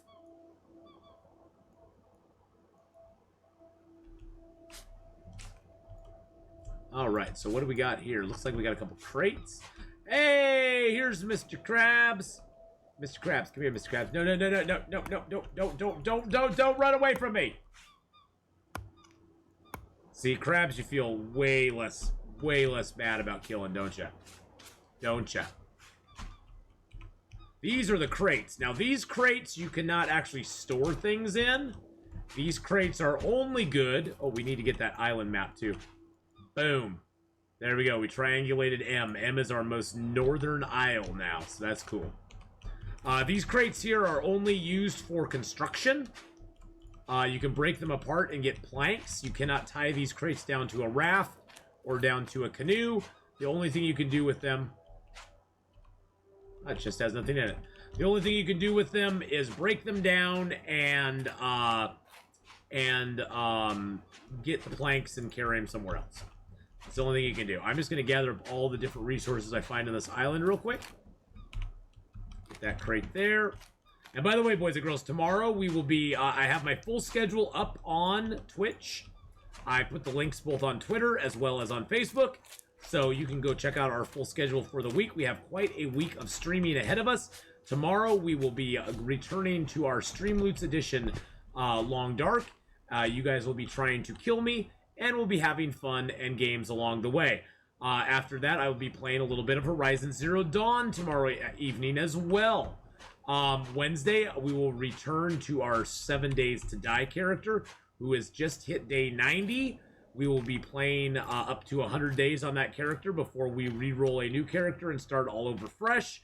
And so we are going to be playing that on Wednesday evening. That is a later shift stream because I do not get off work very early on Wednesdays at all.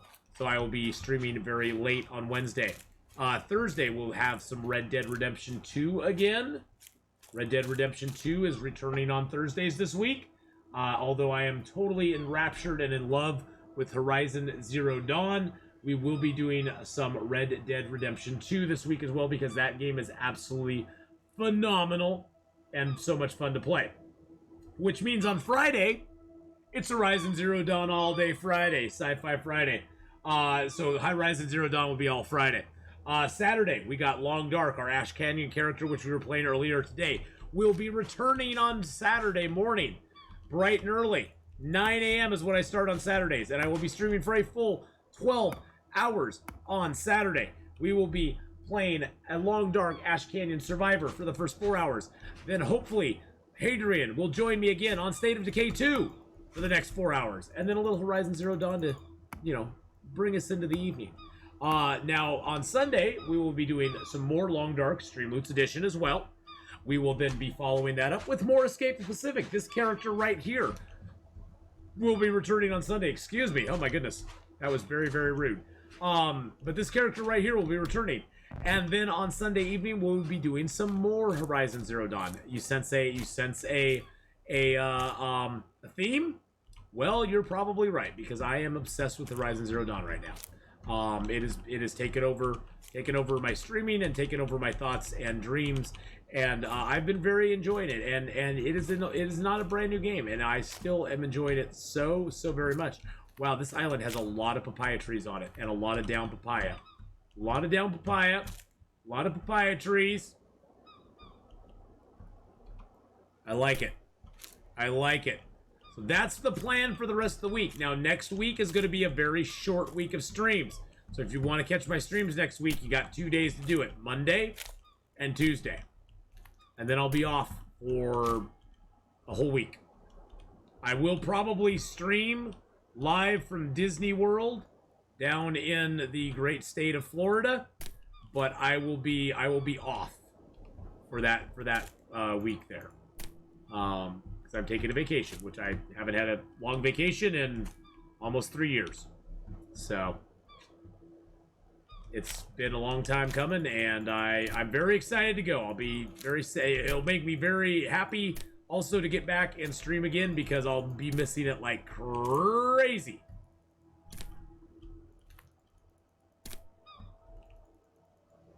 Told you not to dream that game. Now you're truly immersed in the storyline. I know. I know. It's my fault. You told me not to. Wait and see.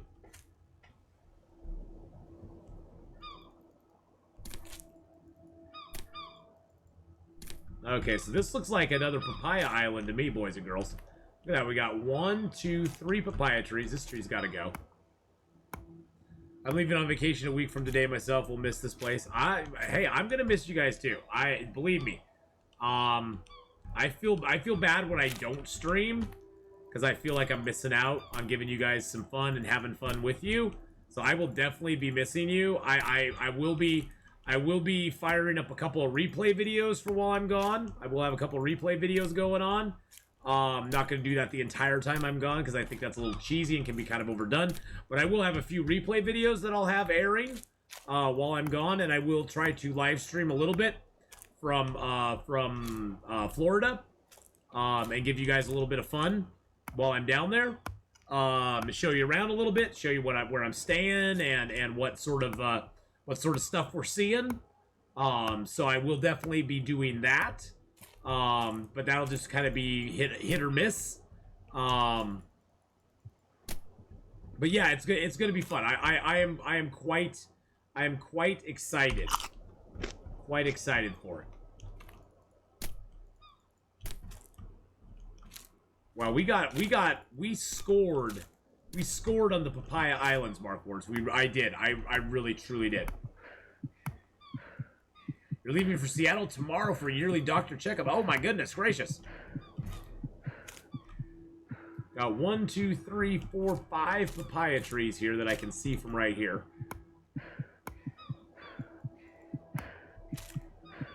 There's 5, 6, 7 papaya trees now.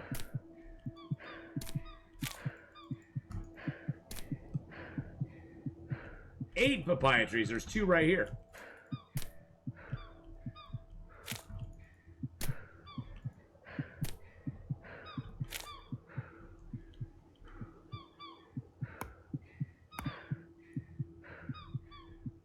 Good lord, dude, you're like heavy breather, man. They warned me about people like you. Okay, so we got 1, 2.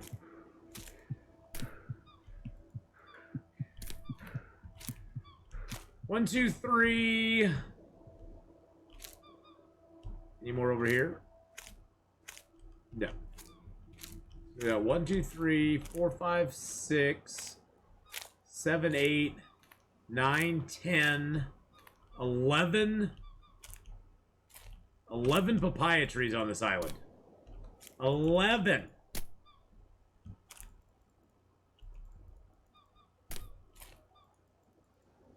Best advice I've ever heard. Believe nothing of what you hear, only half of what you see. So what we're going to do is we are going to name this 11 papaya. Oops, I have caps lock on. If I can spell papaya, there we go. 11 papaya, baby. This is 11 Papaya Island. I see there's already papayas. Look at, there's little babies growing on these ones already. There's little baby papayas already growing. Little baby, but look at that cute little baby bananas. Look at the baby bananas. Look at those cute little babies.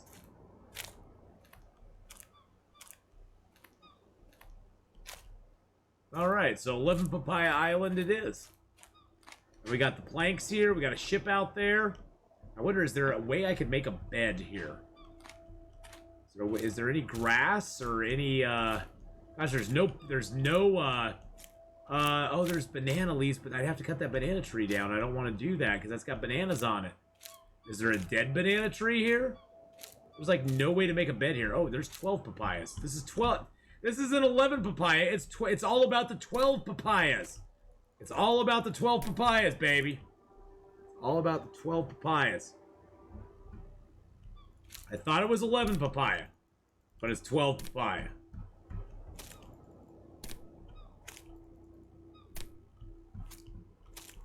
The 12th papaya was hiding in the shadows. Shadow of the bushes. The bushes were covering it up. That's why they got to go. All right, so now we have to rename it again. We have another papaya here. So we got, let's count from this side. We got 1, 2, 3, 4, 5, 6, 7, 8, 9, 10, 11, 12. It is 12 Papaya Island. Oh, geez Louise. We were completely off. Not by much, but we were off. It's 12 papaya. 12 Papaya Island. God dang it. Alright, let's go to the next island. How tired are we? Yeah, we aren't that bad. I gotta remember there's crates here, too. These crates I eventually will have to take out.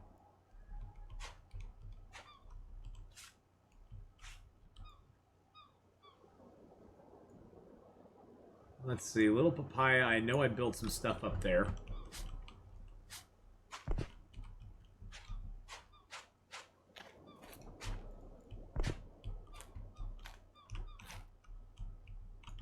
Let's head back to our little papaya island.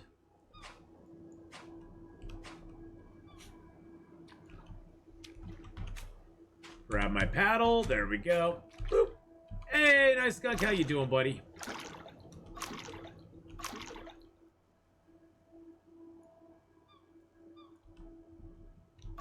See, like, where does that paddle go when I get my map out? That's what I want to know. Where does the paddle go when the map comes out?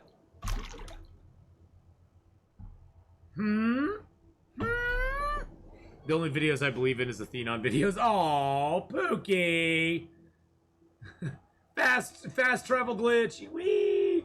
Mark Wars is like, yeah, thanks for telling the dev about it, Atheenon. Thanks a lot, buddy.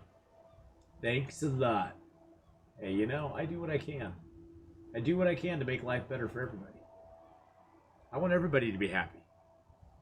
I do, I truly do.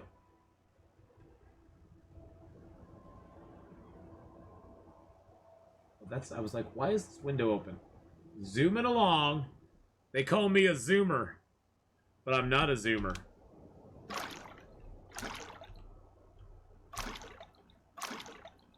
It wasn't so much you told him, it was that glee you took in telling him. I don't know what you're talking about. There's a lot of islands around us. This is a very tight, it's a very tight cluster. It's a very tight cluster. It's very tight. We like it that way, though. It's tight. It's tight, baby. It's tight. It's taut.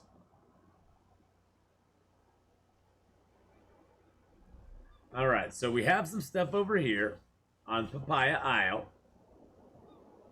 I think the main isle was the one that we started on, but it didn't have anything on it. It was a crappy island. But I think, or maybe Papaya Island is the one that we started on. You wanted to give me a wedgie? Ooh, I don't want wedgies. I don't want a wedgie.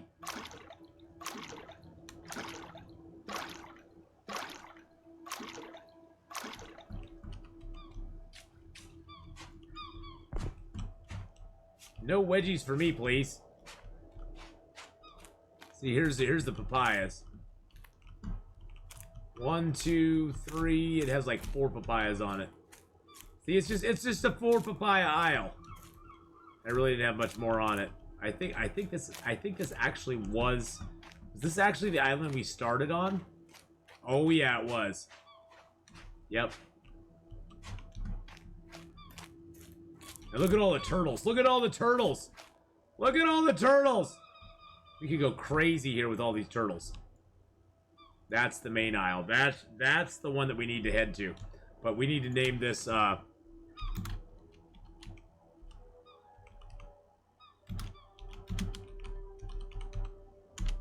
papaya plus turtles.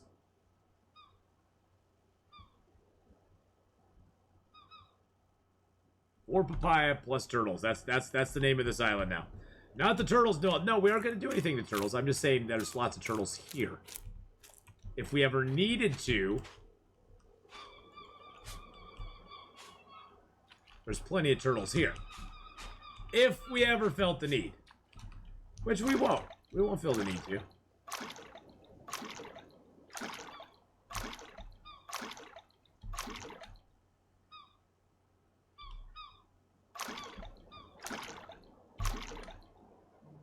There we go. Sometimes when you do the map thing, the Shift M, it pulls the map up in front of you, so. But yeah. I hope Mark Wars that at some point the dev stops back by the stream and says hi. I know they're on summer break, but you know, it was cool when they came in and said hi for a few times. Right? Remind me not to let Ath name anything ever. I know. Where do you get fresh water from in this game? You get it from rain. There's different ways to get liquid. You get it from rain. You get it from coconuts. You can also make a dew catcher that will catch rain for you at nighttime, and when you wake up, there will be a little bit in it. There's not a lot, but it can sustain you. And then you have barrels that you can put that water in. Now, the downside is that over time, water in barrels becomes less and less drinkable. And so, so you have to watch that, because you start drinking it, you could actually lose health. Because you can still drink it, and it'll quench your thirst, but it starts to quench less thirst, and it also starts to become poisonous, to the point where it'll take like 15% off your health if you drink it.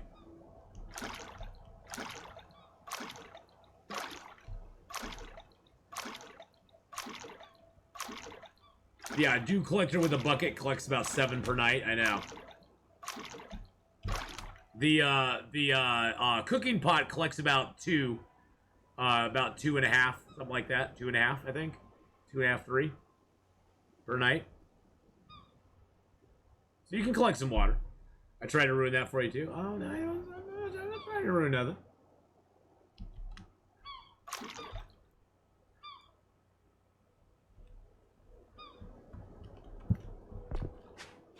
Now, I'm pretty sure we already have a base here.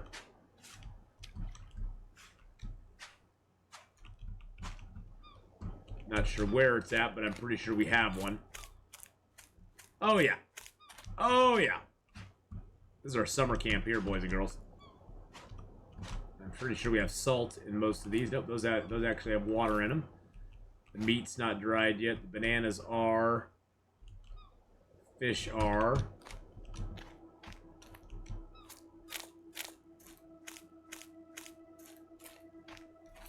I think they intended to reward you with the bucket. For bucket use, Aster didn't. I don't know what you're talking about. I have no idea what you're talking about, Mark Horse. Not a clue.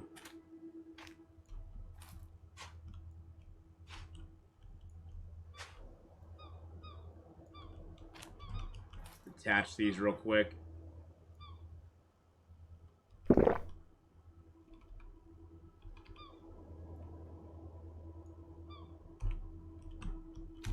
Such a wedgie deserving bastard. I'm sorry. If you put your barrels of water underneath something, they wear down slower. Well, that's got a lot of stuff in it. Oh, I got 2 ropes in there too. What do I have over here? Oh, I got lots more stuff in there. I got sealed jars and carrots and stuff. Oh wow, that's a lot of bananas. Wow, that's a lot. That's a lot of bananas.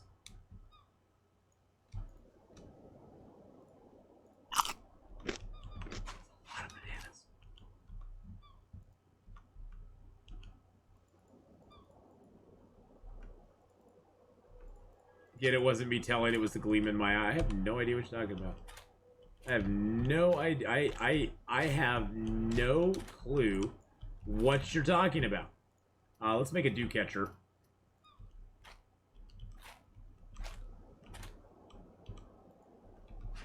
That thing always glitches out when you put it down. I don't know why. I need some small sticks. I don't have any small sticks.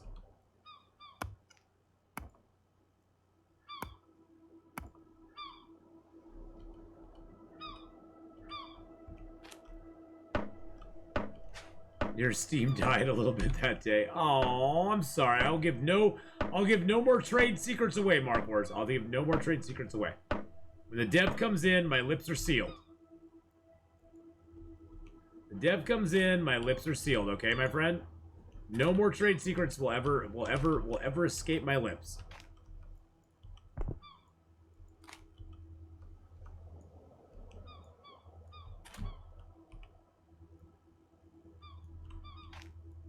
There we go, put that under there. We're pretty tired, but this is the island we started on, boys and girls, so this is a good island to finish it on tonight, too. Because this is the island that we started on. We had to swim to this island because our other island had no... Look at that sunset. Wow. Because our other island had no... Got the 4 papaya turtle isle over there. We got the sea isle over there. Got all those. Oops. Nope, that one we still have not discovered yet. We got Crescent Isle over there. Got 12 Papaya Isle over there. That sucker's a huge. That sucker's huge. There's nothing off to that side though. First island we run across this cave. There's nothing out on the horizon that way. To the east of us, there's like nothing.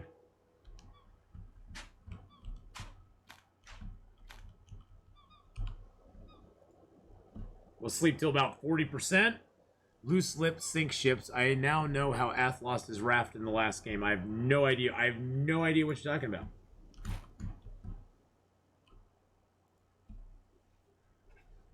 Oh, wait. No. I want to sleep till sunrise. There we go. The next time the death comes in, you'll probably reveal that I was adopted.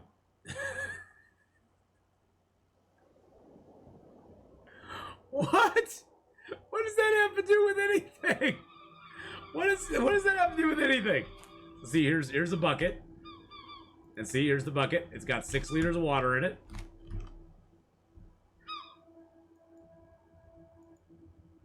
There we go. Then we can put the bucket back under there, and that gives us fresh water every day. I'm gonna drink the crappy water because I don't care. See how it's lowering our health a little bit. I need to eat some land food, so I'm gonna eat that there. Get some diversity up a little bit. Wow, we're really low on seafood too. Wow, our diversity is like at 50%, which is probably not helping, but hey, that's okay. And then let's go grab some fishy fish. I have fish out here somewhere.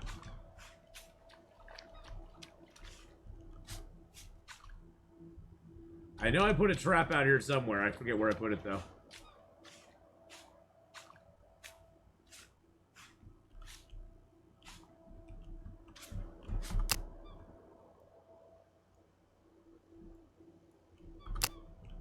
I think I put it a little closer to camp than that. I think I might have put it out here by this rock.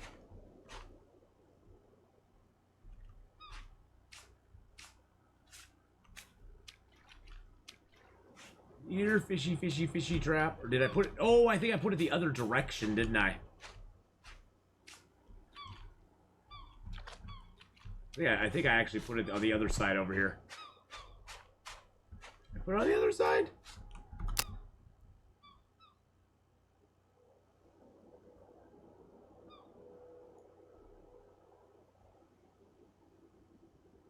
The campfire.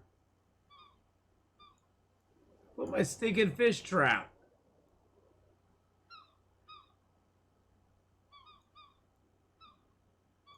Huh. Do you really wanna hurt? Oh, here it is. Hurt me. Do you really wanna make me cry? You suck. That's the only thing I can think. Whenever I hear that song, all I think of is Wedding Singer. That guy going, "You suck." That poor that. Oh, he just. Oh, that's so sad. It's like, oh my god. You big meanie, stop yelling.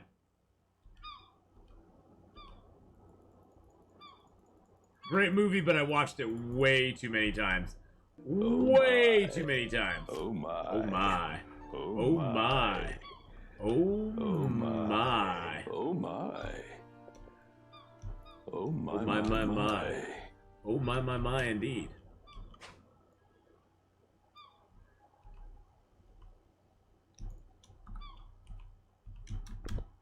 Put this over here with my other small chests, because we all like small chests. There we go, put that in there. Oh, this is my salt. Do I have any salt in here? No, there's seeds of carrots. Actually, I think I'm going to put this salt jar. Take the candles, and that out of there. Take the oil out of there. The rope in there. Drop the salt here. Oh, this stuff. Oh, this stuff's ready. Okay.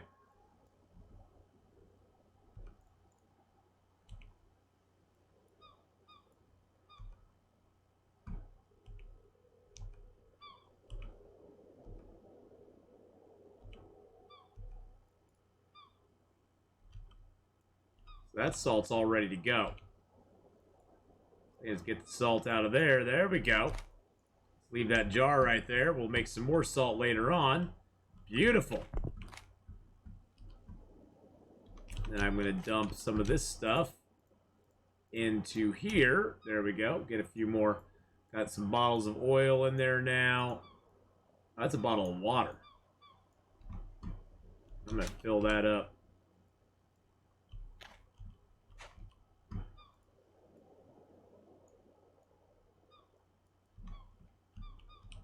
I have 2 bottles of water in here. Oh, I got 2 bottles of water in here. Those. Oh, I didn't mean to do that. I didn't mean to do that. I drank out of it without meaning to do it. Okay.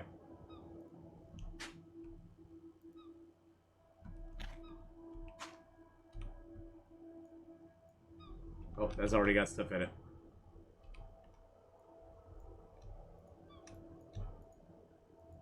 Oh, can't put the volume in there.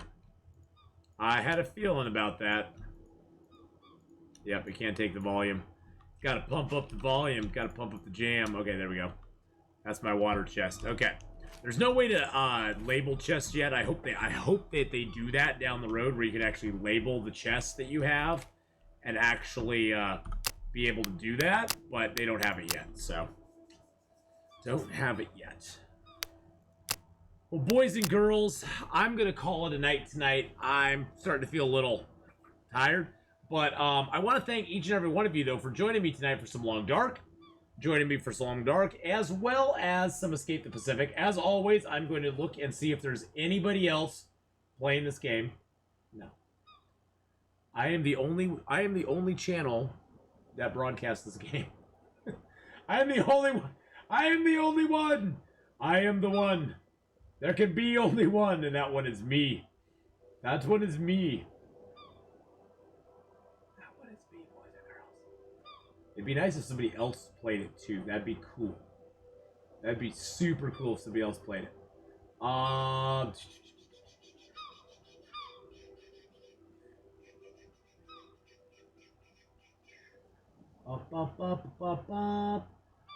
I want to find somebody playing something. I want to find somebody playing something. That's always the goal.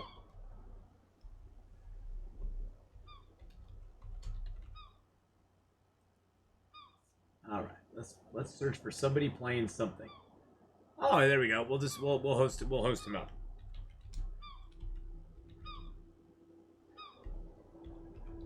We're gonna rate up Long Dark Forever, boys and girls. You've seen him in channel before. Let's go give Long Dark Forever some love.